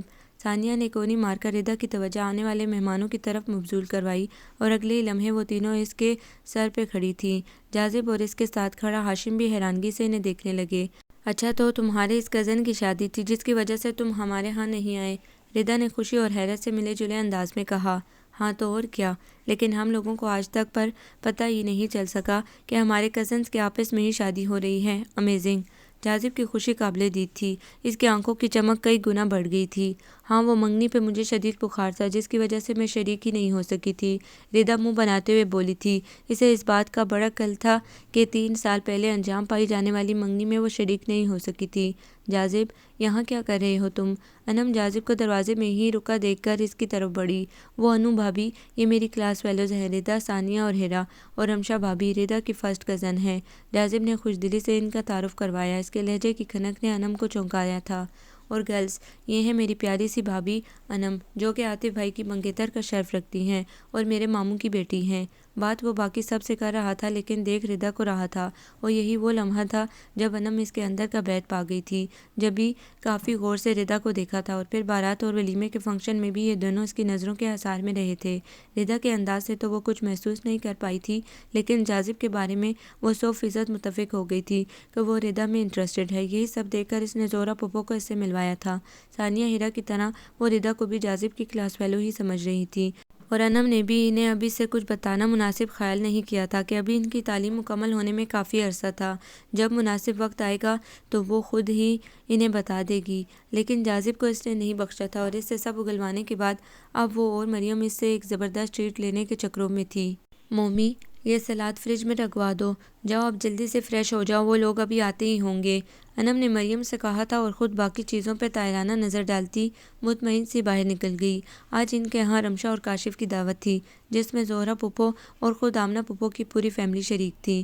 انم نے بلقیس کے ساتھ مل کر کافی چیزیں گھر پر ہی تیار کر لی تھیں اور کچھ باہر سے منگوا لی تھی، اور اب کچھ دیر پہلے سلاد کا کام مریم کے سپرد کرتی وہ خود نہانے چلی گئی تھی، اور اب باقی سب تیار تھا، لہٰذا مریم کو بھی فریش ہونے بھیج دیا تھا۔ سکندر شاہ بھی آج آفس سے جلدی گھر آئے تھے، گاڑی رکنے کی آواز پہ وہ سب باہر مہمانوں کو ریسیو کرنے پورچ میں آ گئے تھے۔ سلام دعا کے بعد جوسز سرو کیے گئے تھے اور کچھ دیر بعد انم کے کھانا لگنے کی اطلاع پر سب ڈائننگ ٹیبل کی طرف بڑھ گئے۔ ساتھ ساتھ باتوں کا سلسلہ بھی جاری تھا۔ مومی بہت بہت مبارک ہو بھائی، بڑا زبردست رزلٹ رہا تمہارا۔ کاشف چاول پلیٹ میں ڈالتے ہوئے مریم کی طرف متوجہ ہوا تھا۔ تھینک یو کاشف بھائی، وہ خوشی سے بولی تھی۔ اس سے پہلے رزلٹ آؤٹ ہوتے ہی زہرا اور آمنہ پھپھو اسے گھر آ کر مبارکباد اور زبردست سے گفٹ دے چکی تھیں۔ اب آگے کیا ارادے ہیں؟ کاشف نے پوچھا۔ BSc کاشف بھائی، اس نے بغیر سوچے جواب دیا تھا کہ اس بارے میں انم اور پاپا سے بات چیت فائنل ہوئی تھی۔ آئیڈیا اچھا ہے۔ تمہیں پتہ ہے رمشا کا بھائی شاذیب بھی BSc کر رہا ہے، 1 سال سینئر ہے تم سے۔ تم یوں کرنا کہ اس سے مل لینا، وہ ساری معلومات فراہم کر دے گا تمہیں اور پھر دھیان بھی رکھے گا تمہارا۔ کالج میں گھر میں سب کو تسلی رہے گی۔ میٹھے کی طرف ہاتھ بڑھاتے کاشف کی بات پہ سب نے ہی سکون کی سانس لی۔ مریم کی بچکانہ حرکتوں سے ہر کوئی واقف تھا۔ ایسے میں شاذیب کا کالج میں ہونا باعث اطمینان تھا کہ وہ کم از کم وہاں اکیلی تو نہیں ہوگی۔ کاشف بھائی فکر نہ کریں، میں خود اس سے شاذیب سے ملوا دوں گا۔ شادی میں کافی اچھی سلام دعا ہو گئی تھی میری اس سے، جاذب نے کاشف کو تسلی دی تھی۔ اگلے چند روز میں داخلے شروع ہو گئے تھے اور جاذب نے جہاں باقی سارے معاملات میں اس کی مدد کی تھی، وہیں شاذیب سے مل کر مریم سے تعارف اور اس کا خیال رکھنے کا بھی کہہ آیا تھا اور شاذیب نے اسے مکمل تعاون کا یقین دلایا تھا۔ کچھ دیر بعد جاذب کے ساتھ واپس مڑتی مریم کی پشت پہ نگاہیں ٹکائے شاذیب یہ سوچنے پہ مجبور ہو گیا تھا کہ کچھ تو تھا اس لڑکی میں جو پہلے شادی میں اور اب یوں سرِ راہ دوسری ملاقات میں وہ اسے خود کو سوچنے پہ مجبور کر گئی تھی۔ مومی جلدی بھی کرو نا، تم اپنے ساتھ ساتھ مجھے بھی لیٹ کرواؤ گی۔ جاذب پچھلے 10 منٹ سے مریم کا انتظار کر رہا تھا۔ آج مریم کا پہلا دن تھا، اس لیے سکندر شاہ نے جاذب کی ڈیوٹی لگائی تھی کہ وہ مریم کو کالج چھوڑ کر آئے اور اب وہ اسی انتظار میں تھا۔ چلو توبہ جاذب، تم کتنا شور مچاتے ہو۔ بیگ کندھے پہ لٹکاتے وہ جاذب کو ہی مورد الزام ٹھہرا رہی تھی۔ وقت کی قلت کے باعث جاذب نے صرف اسے گھورنے پہ اکتفا کیا۔ تمہاری کسی دوست یا ایکس فیلو نے بھی یہاں ایڈمیشن لیا ہے؟ بائک سٹارٹ کرتے جاذب نے پوچھا۔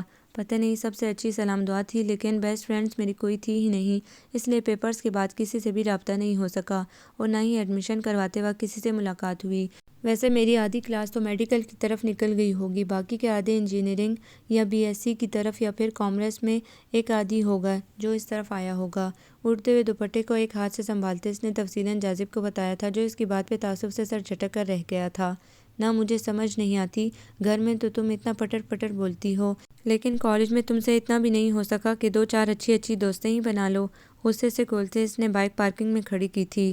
چلو مرو، اب مزید آدھا پونا گھنٹہ تمہیں کسی کے حوالے کرنے میں لگے گا۔ انم اور سکندر ماموں کے علاوہ خود جاذب کی امی نے بھی اسے خاص تاکید کی تھی کہ وہ مریم کو نہ صرف اندر تک چھوڑ کر آئے بلکہ اسے تمام ٹائم ٹیبل سمجھانے کے بعد ہو سکے تو کلاس رومز تک بھی چھوڑ کر آئے۔ اور اب جاذب کو اس سب کا واحد حل وہی نظر آیا تھا کہ وہ مریم کی کسی پرانی کلاس فیلو کے ساتھ اس کو چھوڑ جائے۔ شاذیب سے بات کرنے پہ اسے پتہ چلا تھا کہ وہ بخار کی وجہ سے چھٹی بھی ہے، ایسے میں مریم کو اکیلے چھوڑنے کا رسک وہ نہیں لے سکتا تھا کیونکہ مریم سے کچھ بعید نہ تھا کہ کوئی پریشانی دیکھ کر رونا شروع کر دے اور خواہ مخواہ کا تماشا بن جائے، لہٰذا اسے ساتھ لیے وہ نوٹس بورڈ کی طرف بڑھ آیا اور خود ادھر ادھر دیکھتے مریم کو ٹائم ٹیبل نوٹ کرنے میں لگا دیا تھا۔ ہائے مریم، نسوانی آواز پہ مریم اور جاذب نے بیک وقت مڑ کے دیکھا تھا۔ او ہیلو، مریم سب کچھ چھوڑ چھاڑ خوش دلی سے اس لڑکی کے گلے لگ گئی تھی۔ تم نے تو کوئی رابطہ ہی نہیں رکھا بعد میں کسی کے ساتھ، سب تمہارا اتنا پوچھتے تھے، سوائے تمہارے ہر کوئی ایک دوسرے سے کانٹیکٹ میں تھا، سیل فون تمہارا آف تھا اور لینڈ لائن کسی کے پاس تمہارا تھا ہی نہیں۔ وہ لڑکی مریم کا ہاتھ پکڑے بلا تکان بولتی چلی گئی تھی اور مریم اس کی باتوں پہ ہوں ہاں کرتے جاذب کی خفگی بھری نگاہوں سے خائف سی کھڑی تھی۔ صدف، یہ میرے کزن ہے جاذب، اس نے صدف کی بات کاٹتے جاذب کی طرف اشارہ کرتے تعارف کروایا۔ او اچھا، یہ بھی تمہارے ساتھ ہیں؟ اسی نے مریم سے پوچھا اور جواب کا انتظار کیے بغیر جاذب سے ہیلو ہائی کرنے لگی۔ ہیلو، کیسے ہیں آپ؟ ویسے اچھی بات ہے، بندے کا کوئی کزن وغیرہ لڑکی کے ضرور ساتھ ہونا چاہیے، بعد میں کوئی مسئلہ ہو تو لڑکے حل کر لیتے ہیں۔ جواب کا انتظار کیے بغیر وہ خود سے ہی سارے مفروضے قائم کیے جا رہی تھی جب جاذب کو اپنی انٹری دینا پڑی۔ ارے نہیں بٹر اسکاچ، میں یہاں بالکل نہیں پڑھتا بلکہ میں میڈیکل کا اسٹوڈنٹ ہوں اور یہاں صرف آپ کی اس دوست کی وجہ سے موجود ہوں۔ اگر آپ اسے اپنی سرپرستی میں لے لیں تو میں اپنے کالج چلا جاؤں گا۔ اس کے بے تحاشا بولنے کی وجہ سے وہ اسے بٹر اسکاچ کہنے سے خود کو باز نہیں رکھ پایا تھا اور اس بات پہ بجائے ناراض ہونے کے وہ کھلکھلا کے ہنس پڑی تھی۔ سینس آف ہیومر اچھا ہے آپ کا، اور کچھ میں بولتی بھی زیادہ ہوں، ویسے کہاں آپ جیسا بندہ اور کہاں بور میڈیکل، لیکن خیر اپنی اپنی چوائس ہے۔ اور آپ کی اطلاع کے لیے عرض ہے کہ اگر آپ اب جانا چاہتے ہیں تو شوق سے جائیں، اور مریم کی فکر کرنے کی ضرورت نہیں ہے۔ او تھینکس۔ اور جہاں تک بات ہے کسی لڑکے کی، تو 4th ایئر کا شاذیب ہمارے ملنے والا ہے، آپ اس سے اگر کوئی مسئلہ ہوا تو اس سے مل لیجیے گا۔ جاذب نے صدف کی ایک اور پریشانی دور کی اور پھر انہیں خدا حافظ کہتا باہر کی طرف بڑھ گیا تھا۔ ان لوگوں کو کالج آتے ہفتہ بھر ہو چلا تھا۔ شاذیب نے بھی 2 دن کی چھٹی کے بعد سے کالج جوائن کر لیا تھا، لیکن نہ تو ان لوگوں کو کچھ ایسا خاص مسئلہ پیش آیا تھا اور نہ ہی شاذیب نے اس سے خود سے رابطے کی کوشش کی تھی۔ مریم نے ایک آدھ بار اسے دور سے دیکھا ضرور تھا، لیکن ملاقات کو ضرورت نہیں سمجھی اور اب بھی انہیں اس کی ضرورت پیش نہ آئی اگر سر عابد کی اسائنمنٹ گلے نہ پڑتی۔ اوفو، اب کیا کریں، ہمارے پاس تو اتنا مواد بھی نہیں۔ اس بارے میں FSC میں بھی بیسکس پڑھی تھی اس ٹاپک کی، اور لائبریری میں کیا خاک کچھ پتہ چلے گا ہمیں کہ کون سی بک اس کے لیے زیادہ موزوں ہے۔ صدف خفگی سے بولتی کتابیں زمین پہ پھینکتی خود بھی نیچے ہی بیٹھ گئی تھی۔ ارے ہاں مریم، تمہارا وہ کزن، وہ والا کیا نام تھا اس کا؟ صدف اچانک سے یاد آیا تھا اور مریم بھی اس کی تجویز پہ کھل اٹھی۔ ہاں یار، وہ شاذیب 4th ایئر کا، اس نے جلدی سے بتایا اور صدف منہ کھولے اسے دیکھے گئی۔ یہ اپنا ہینڈسم بوائے سعید شاذیب؟ صدف نے اچنبھے سے استفسار کیا۔ ہاں وہی، مریم نے کتاب کھولتے ہوئے لاپرواہی سے کہا، اور اس کی یہ بات صدف کو تپا ہی تو گئی جب ہی مریم سے کتاب چھینتے اسی کو دے ماری۔ حد ہو گئی مریم شاہ، کبھی تو عقل استعمال کر لیا کرو، اتنے ڈیشنگ اور خوبصورت کزن تم یوں ہی اپنی لاپرواہیوں میں گنواتی رہی تو زندگی بھر کنواری بیٹھی رہو گی۔ پہلے تمہیں جاذب نظر نہیں آیا اور اسے لے اڑی ردا بی بی، اور اب یہ شاذیب جس کے پیچھے آدھے کالج کی لڑکیاں پاگل ہیں اور باقی آدھی خوش فہمی میں مبتلا ہیں کہ وہ انہیں پسند کرتا ہے۔ اپنی عادت سے مجبور صدف بولی تھی تو پھر بولتی چلی گئی تھی، اور مریم اس کی بات پہ اسے گھور کر رہ گئی۔ ایک تو تمہیں بولتے ہوئے کچھ پتہ نہیں ہوتا کہ بولنا کیا ہے، خفگی سے کہتے اس نے کتاب صدف سے لینے کی کوشش کی تھی۔ ارے واہ، میں نے کیا غلط بولا ہے؟ اور ویسے بھی ہم نے کیا ساری زندگی پڑھتے ہی رہنا ہے؟ بھئی حقیقت بات ہے کہ 2-4 سال بعد سب کی شادیاں ہونی ہیں، ایسے ہی تمہاری بھی ہوگی۔ ویسے حیرت کی بات ہے گھر میں موجود شاذیب کو چھوڑ کر یہ ردا بی بی جاذب کے پیچھے کیوں پڑ گئی؟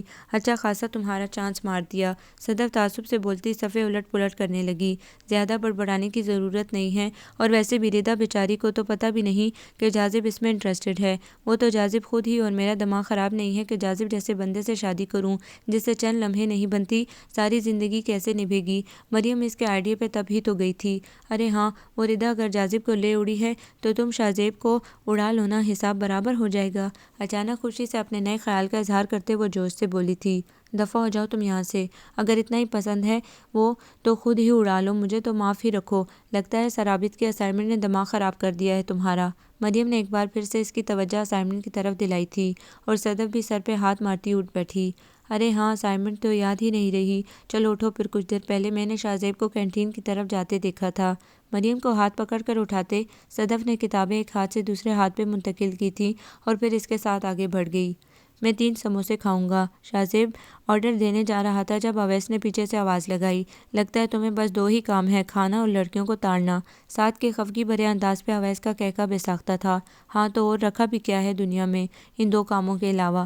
ٹیبل کو بجاتے ہوئے اس نے ساتھ کو چڑھانے کی کوشش کی۔ ارے ساتھ تم یہاں ہو، میں سارے جہاں میں تم لوگوں کو ڈھونڈ آئی ہوں، اور یہ شاذیب کدھر ہے؟ 4th ایئر کی ثنا راجہ ان کے پاس ہی چلی آئی۔ کیوں، خیریت؟ سعد نے کرسی کھینچ کر بیٹھتی ثنا سے پوچھا۔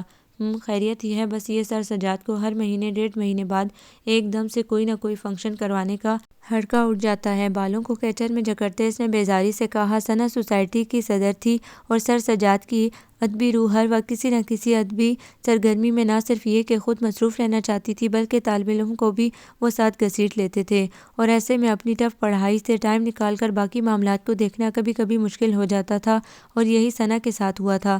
وہ پچھلے پورے ہفتے اپنی بڑی بہن کی شادی میں مصروف رہی تھی اور آ جاتے ہی سر سجاد نے پکڑ لیا تھا۔ اب ایک طرف تو پورے ہفتے کے نوٹس کی ٹینشن اور اوپر سے یہ ادبی تقریری مقابلے کو تپانے کے لیے بہت تھا۔ ارے واہ، آج تو ثنا راجہ بھی نظر آ رہی ہیں۔ شاذیب ہاتھ میں ٹرے اٹھائے آیا تو ثنا کو دیکھ کر مسکرایا، جبکہ اویس نے بے صبری سے اس کے ہاتھ سے ٹرے پکڑی تھی۔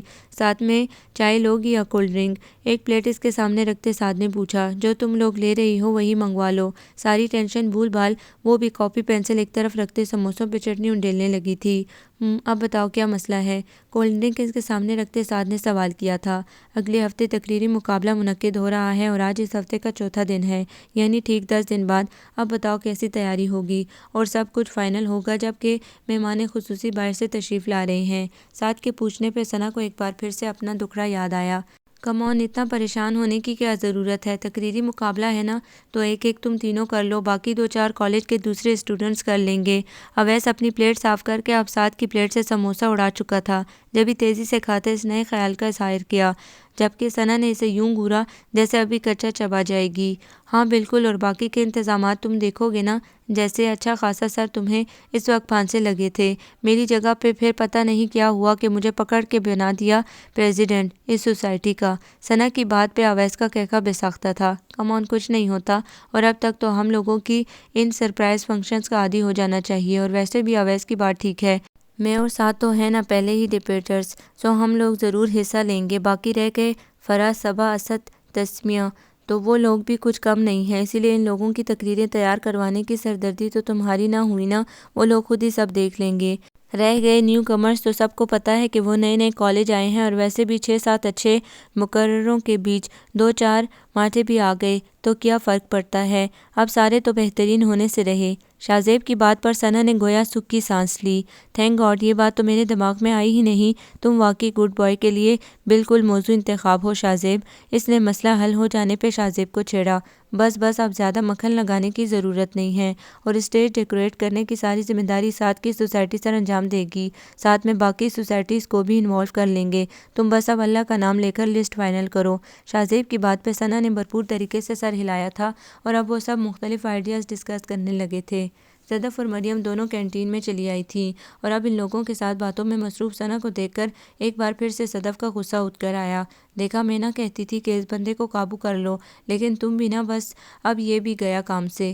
اس کی بات پہ مریم نے غصے سے اسے گھورا۔ جس مقصد کے لیے ہم آئے ہیں بات وہیں تک رکھیں تو بہتر ہے نا، کہ پھر سے تم اپنی فضول باتیں شروع کر دو۔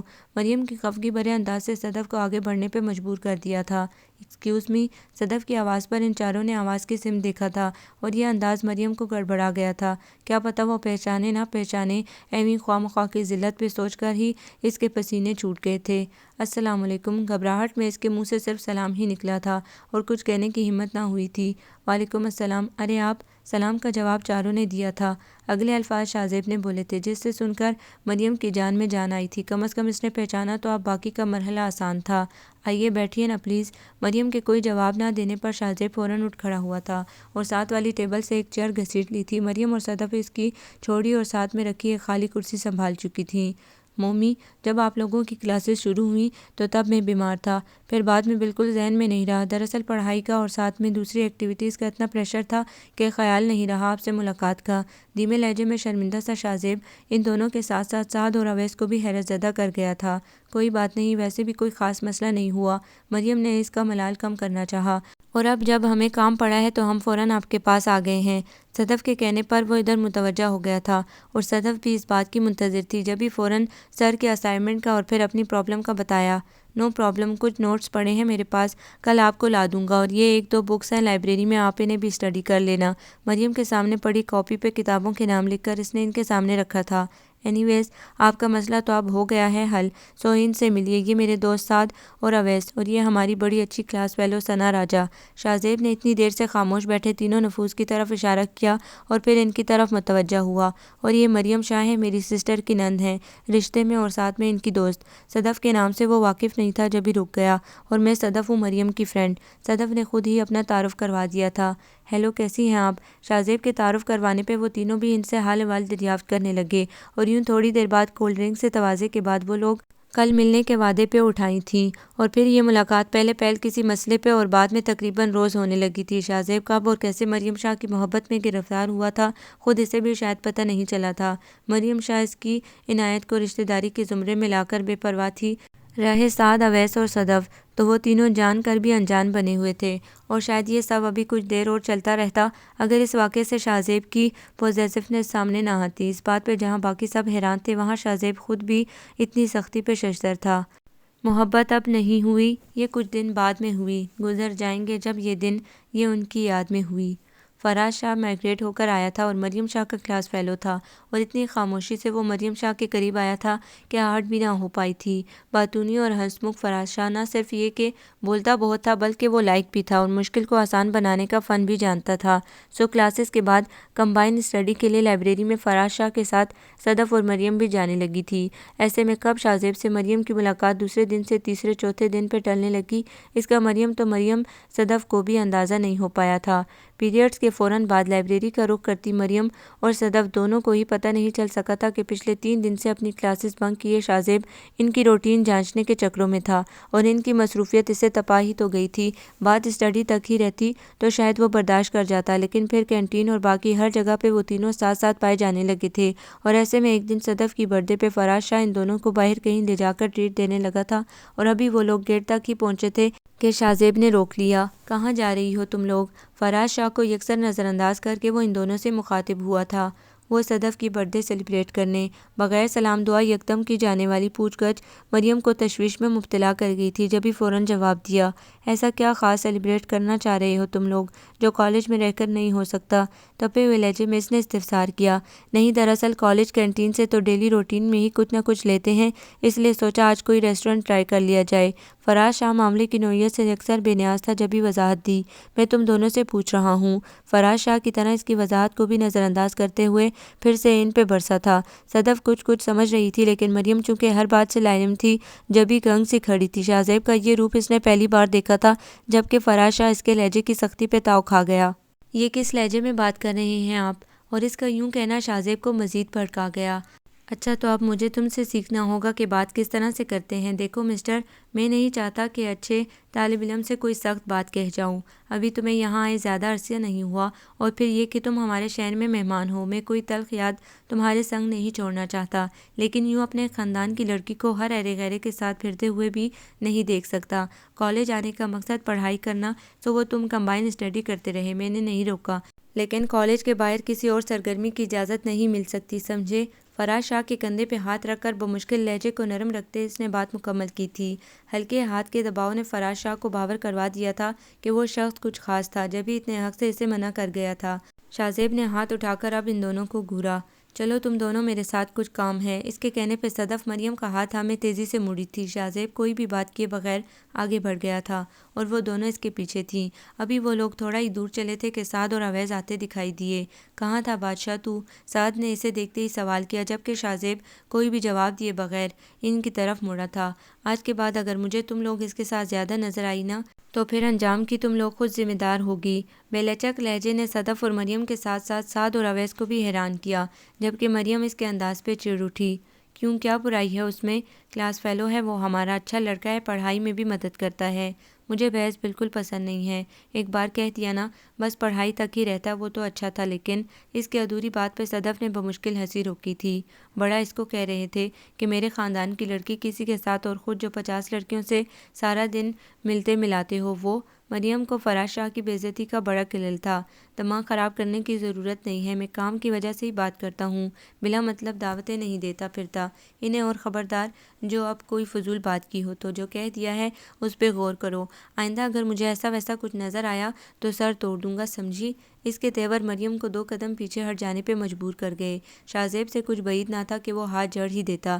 اتنی فالتو نہیں ہوں میں کہ ہر ایرا غیرہ مجھے مارنے کی دھمکی دیتا پھرے۔ شاہ زیب کو بھی اسی لسٹ میں کھڑا کیے وہ یہ باور کروانے کی کوشش کر رہی تھی کہ شاہ زیب اس پر ایسا کوئی حق نہیں رکھتا۔ میں نے کہا نا، فضول بحث کرنے کی ضرورت نہیں ہے، جو کہا ہے اسے ذہن میں رکھنا۔ انگلی اٹھا کر تنبیہ کرتا وہ مڑا اور مڑتے مڑتے سعد کو مخاطب کیا، میں گھر جا رہا ہوں، کوئی خاص بات ہوئی تو کال کر لینا، ورنہ خود ہی سنبھال لینا۔ بات ختم کر کے وہ واپسی کے لیے مڑا تھا، اور سعد اب صدف کی طرف متوجہ تھا۔ آپ کی سالگرہ تو ہے، چلیں سیلیبریٹ کرتے ہیں۔ یہ کیا چپ چاپ اتنی ڈھیروں ڈھیر ڈانٹ سن کر بھی بندہ سالگرہ نہ منائے تو فائدہ؟ سعد نے مسکراتے ہوئے صدف کو دیکھا تو وہ بھی ہنس پڑی۔ چلیں پھر کینٹین۔ صدا کا پیٹو اویس فوراً بول پڑا تھا، اور سوائے مریم کے وہ سب پھر ہنس پڑے تھے۔ صدف مریم کو بمشکل گھسیٹ کر ساتھ لائی تھی، اور وہ پورا دن مریم نے یوں ہی چپ رہ کر گزارا تھا۔ صدف نے بھی چھیڑنا مناسب نہیں سمجھا تھا، اسے پتہ تھا کہ اگلے چند روز تک اس کی ڈانٹ کا اثر رہے گا، تو وہ بھی چپ رہی تھی۔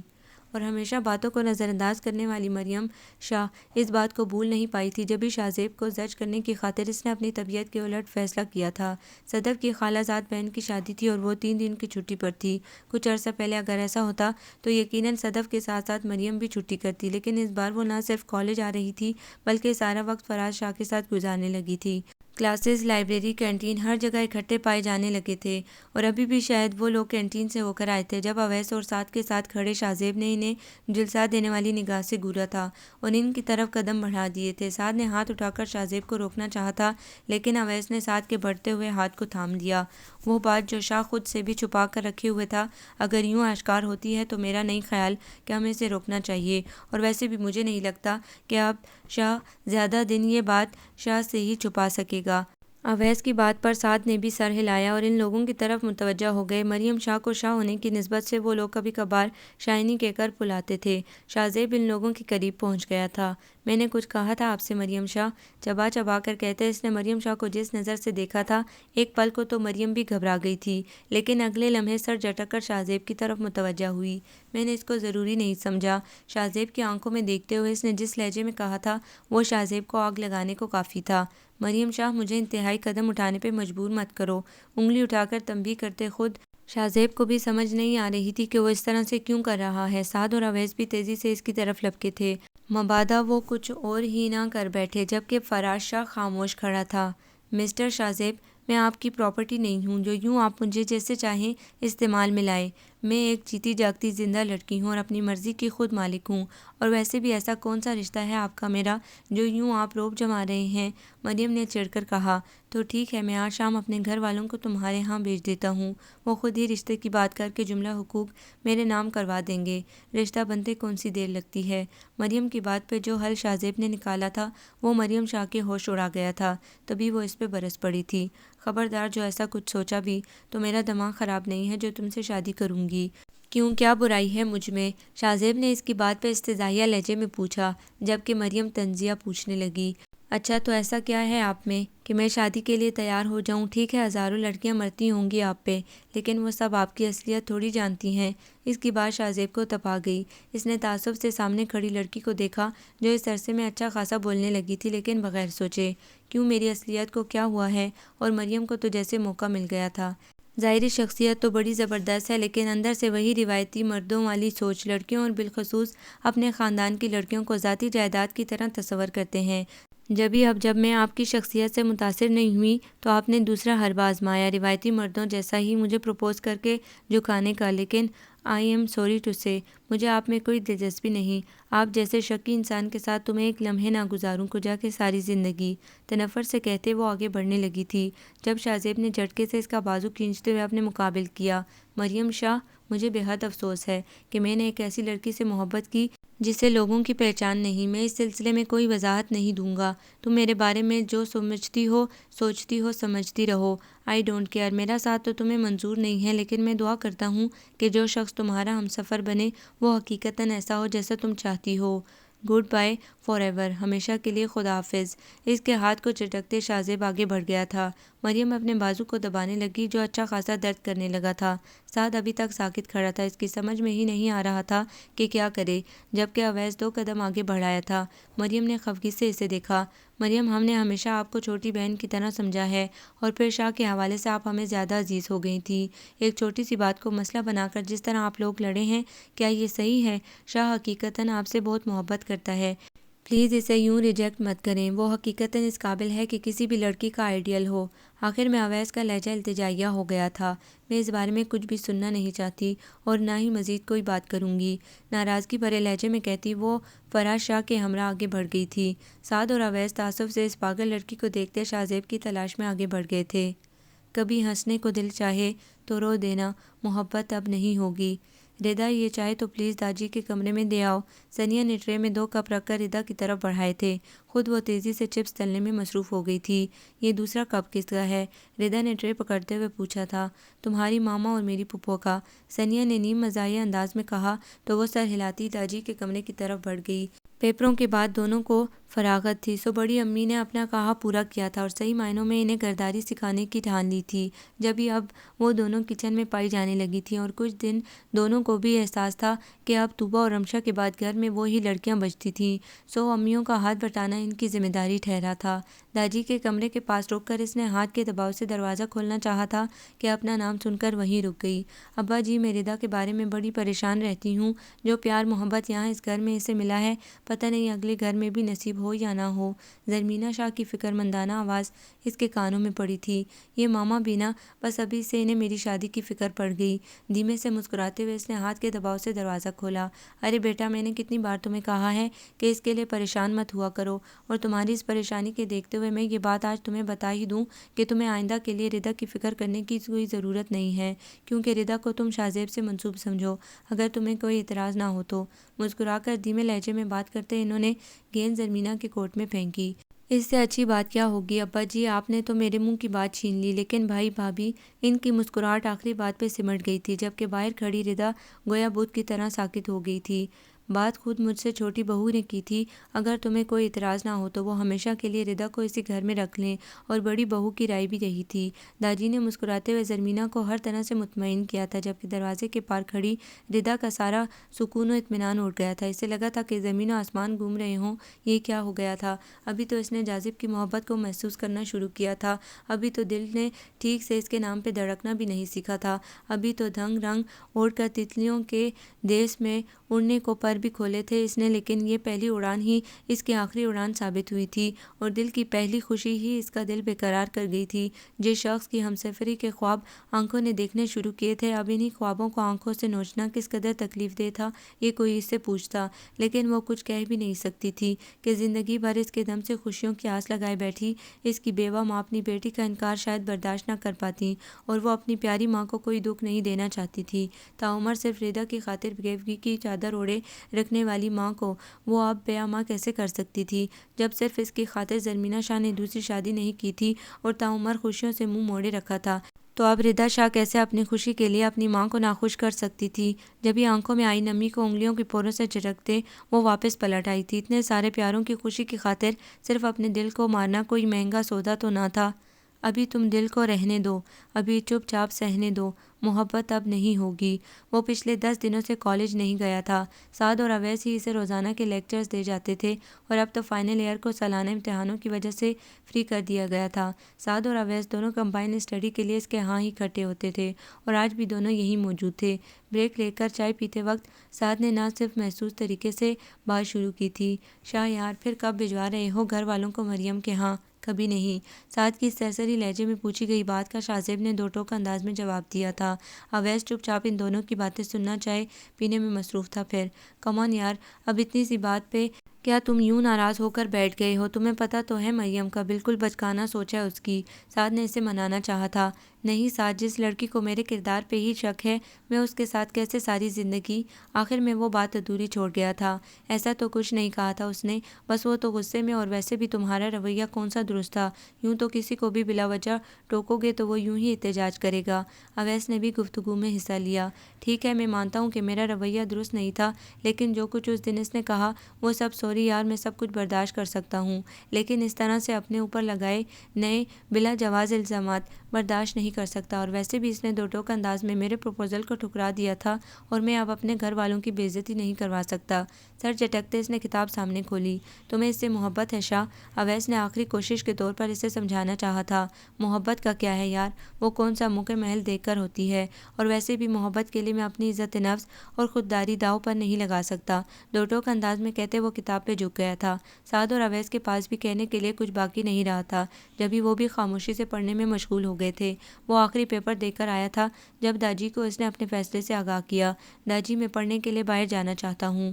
ان کے پاس بیڈ پہ بیٹھتے شاہ زیب نے کہا تو وہ چونک کر اسے دیکھنے لگے۔ پچھلے کچھ دنوں سے وہ اس میں تبدیلی تو محسوس کر رہے تھے، لیکن اسے پیپروں کی ٹینشن سمجھتے ہوئے نظر انداز کر گئے تھے، لیکن اب انہوں نے بغور شاہ زیب کا چہرہ جانچا۔ ابھی تو رزلٹ آنے میں کافی دن ہیں۔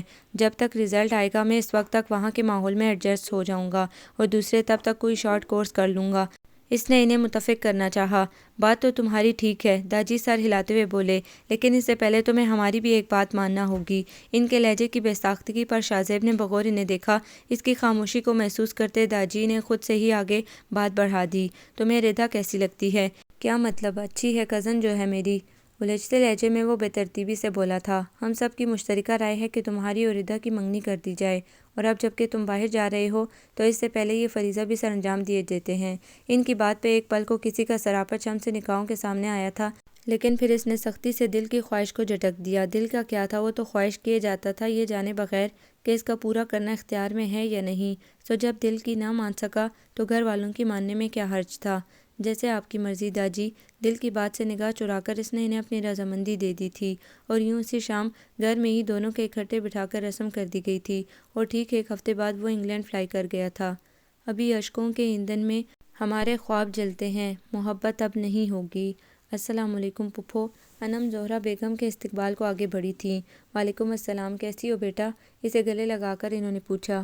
جی میں بالکل ٹھیک ہوں، آپ کیسی ہیں؟ ان کے ساتھ ہی صوفے پہ بیٹھتے اس نے جواب دیا تھا۔ اللہ کا کرم ہے بچے، اور یہ مریم؟ انہوں نے سادگی سے جواب دیتے مریم کا پوچھا۔ وہ اسے کچھ کتابیں چاہیے تھی تو مارکیٹ تک گئی تھی۔ اس نے انہیں بتایا تو وہ اس بات میں سر ہلانے لگیں۔ اور جاذب تم کیسے ہو؟ کافی دن ہو گئے تم نے چکر ہی نہیں لگایا۔ جاذب کو اندر داخل ہوتا دیکھ کر اس نے پوچھا تھا۔ بس انو ایسے ہی پڑھائی کا بوجھ زیادہ ہو گیا تو بس ادھر ہی دھیان لگا ہے۔ سنجیدہ مسکراہٹ کے ساتھ وہ بولا تھا۔ ارے پتہ نہیں اب ایک دم سے کیا بوجھ پڑ گیا ہے اس پہ پڑھائی کا، پہلے بھی تو یہی میڈیکل تھا، میرے بچوں کو تو چپ لگ گئی ہے، نہ اب وہ پہلے جیسی شوخی، نہ شرارت، نہ وہ بے تحاشا باتیں، میرے گھر کی تو مانو رونق ہی چھین لی اس ڈاکٹری نے۔ زہرا پھپھو جو پہلے ہی اس کے رویے سے چڑ بیٹھی تھی بول پڑی۔ ارے کہاں مما، آپ تو بس یوں ہی، پہلے خود ہی کہتی تھی جاذب بچپنا چھوڑ دو، بڑے ہو جاؤ، ہر وقت کا ہنسی مذاق اچھا نہیں ہوتا، اور جب کہ میں اب سنجیدہ ہو گیا ہوں تو پھر ابھی ناراض ہیں۔ جاذب نے ان کے گھٹنے پہ ہاتھ رکھ کر بے تاثر انداز میں کہا تھا، تو انم حیرت سے اسے دیکھنے لگی۔ یہ وہ جاذب تو نہیں تھا جس سے بچپن سے وہ لوگ واقف تھے، کہیں کچھ غلط تھا جو انم کی سمجھ میں نہیں آ رہا تھا۔ وہ گھبرا کر اٹھ کھڑی ہوئی۔ میں ابھی آئی پھپھو۔ انہیں اپنے آنے کا کہہ کر وہ کچن کی طرف چلی آئی۔ بلقیس کو چائے کے لوازمات تیار کر کے چائے لانے کا کہہ کر وہ خود کولڈ ڈرنکس اٹھائے دوبارہ سے ٹی وی لاؤنج کی طرف بڑھ گئی۔ اور سنائیے پھپھو، کوئی نئی خبر؟ انہیں کولڈ ڈرنک پکڑاتے وہ یوں ہی پوچھ بیٹھی۔ خبر نئی کیا ہونی ہے بیٹا، وہی سب پرانی ہے۔ ارے ہاں وہ اپنی رمشا نہیں ہے کاشف کی بیوی؟ انہیں اچانک کوئی بات یاد آئی تھی۔ جی کیا ہوا انہیں؟ رمشا امید سے تھی جب ہی انم نے بےتابی سے پوچھا۔ وہ تو اللہ کا کرم ہے ٹھیک ہے، اس کے بھائی شاہ زیب کی منگنی ہو گئی ہے۔ ان کے بتانے پہ انم نے سر ہلایا۔ اچھا اچھا، کہاں کی؟ اب وہ دلچسپی سے پوچھنے لگی تھی۔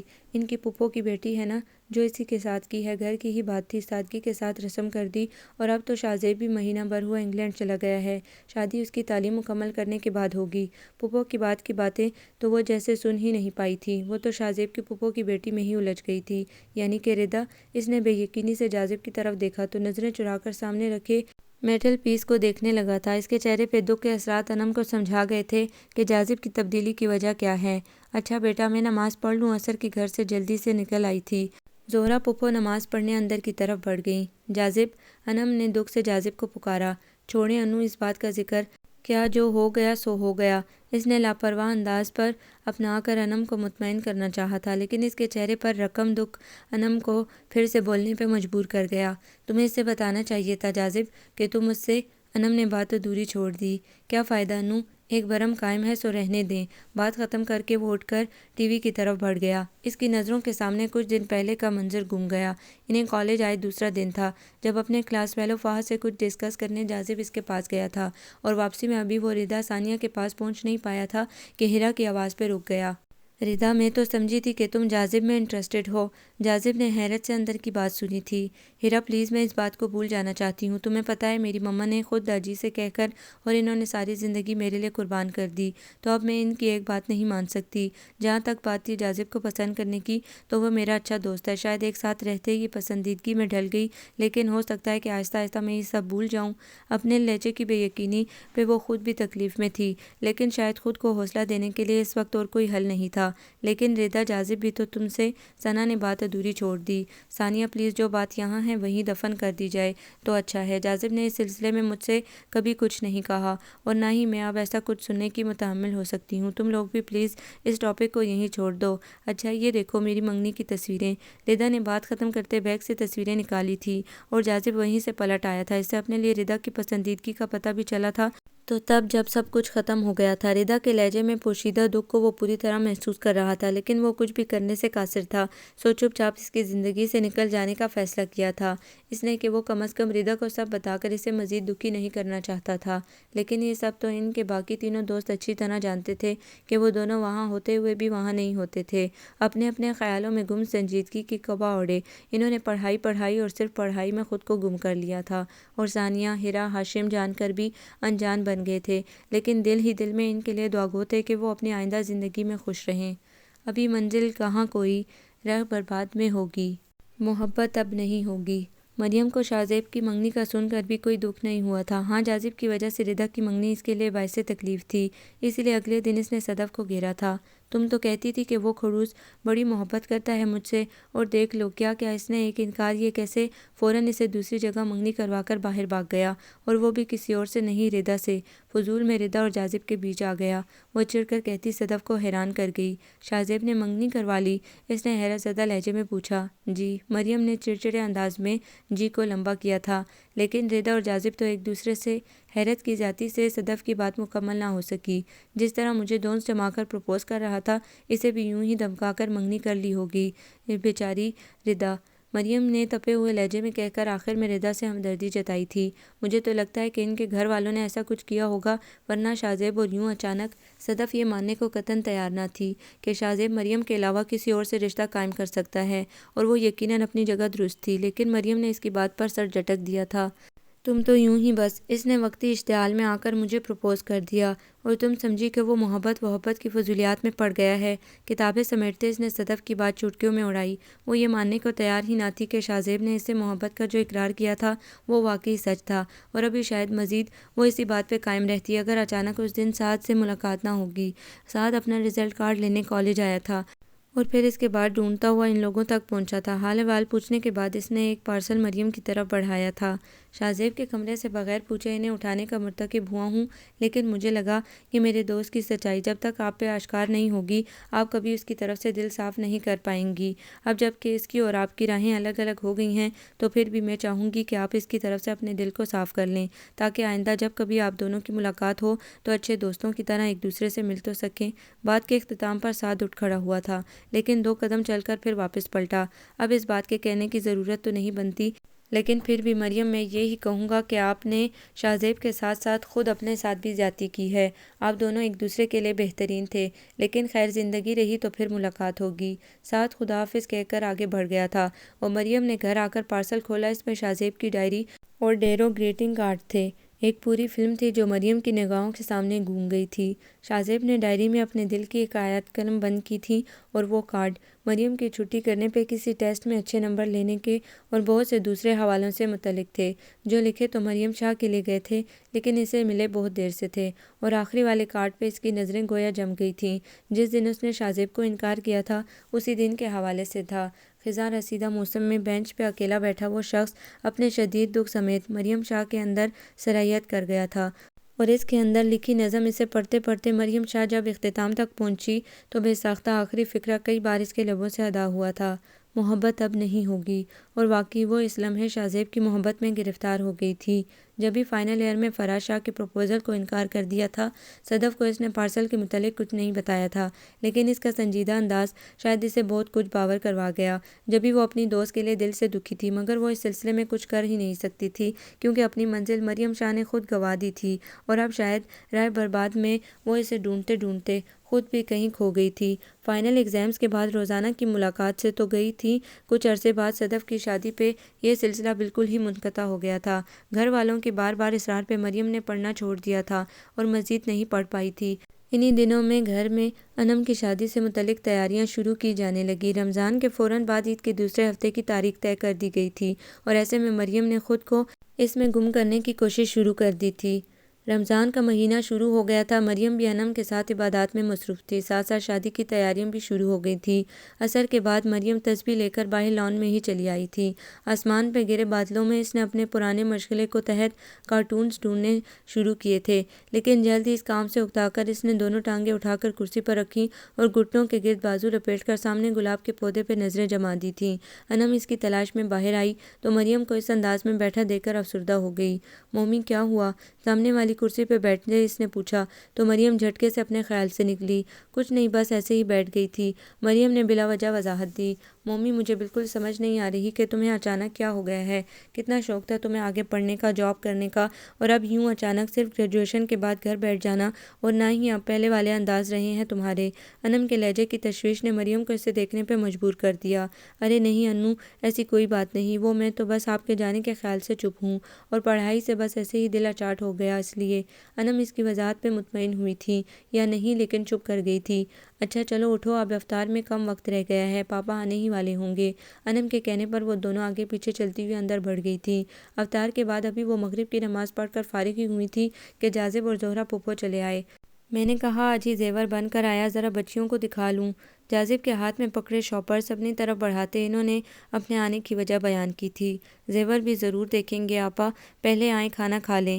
بھائی کے کہنے پہ زہرہ بیگم بھی ان کے ساتھ ٹیبل کی طرف بڑھ آئی۔ کھانا کھانے کے بعد مریم اپنے کمرے میں چلی گئی، جبکہ انم جاذب ٹی وی کھول کر بیٹھ گئے تھے۔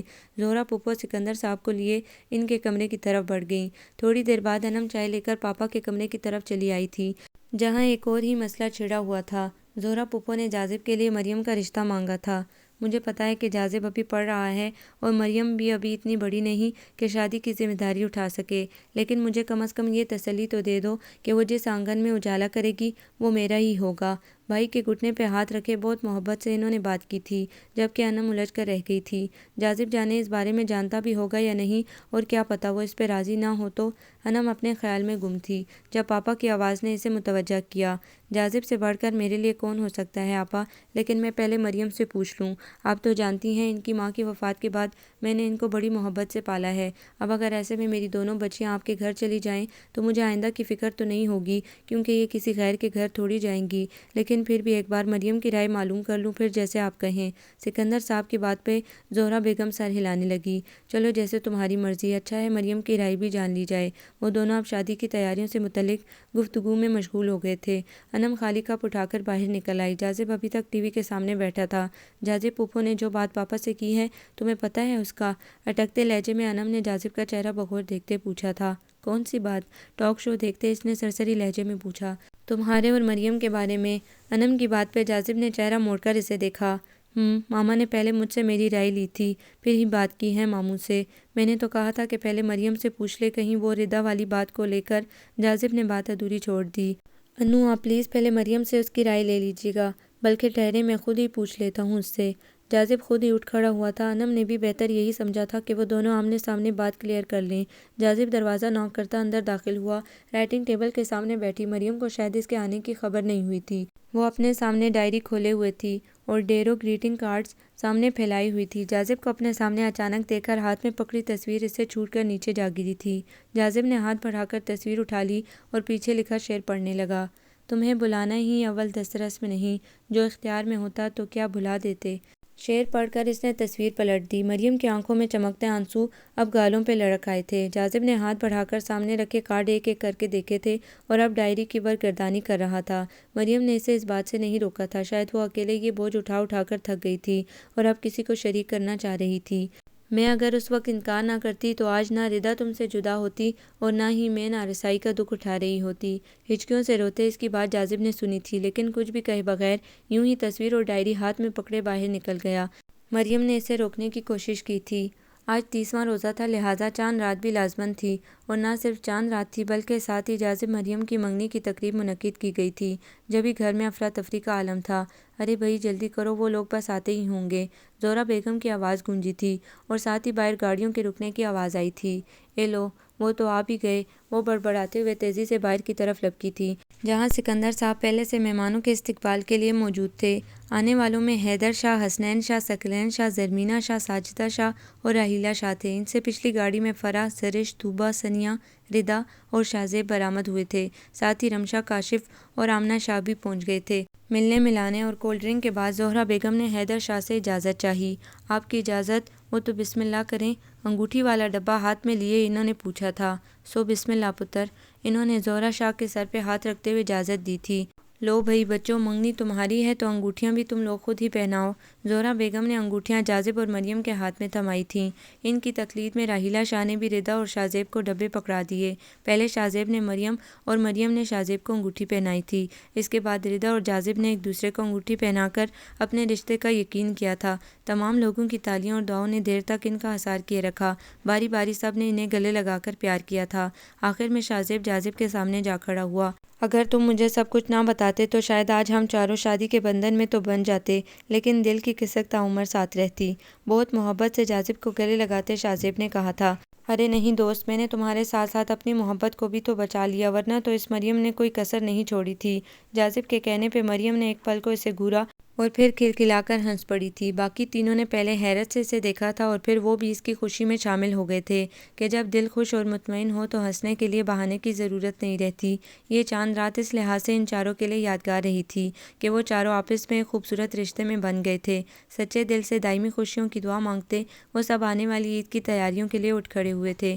چاند رات بھی اپنی بھرپور روشنی کے ساتھ اپنی شرکت کا اظہار کر رہی تھی۔ بڑوں نے گھر میں رکنے کو ترجیح دی تھی، جبکہ ینگ جنریشن اس چاند رات کو مزید یادگار بنانے نکل کھڑی ہوئی تھی۔ مہندی، چوڑیوں اور چاند سے سجی یہ رات ان کے لیے دائمی خوشیوں کا پیغام لائی تھی۔ آپ سب کو یہ ناول کیسا لگا؟ کمنٹس میں اپنی رائے ضرور دیں۔ ہمارے چینل کو لائک کریں، سبسکرائب کریں، شیئر کریں۔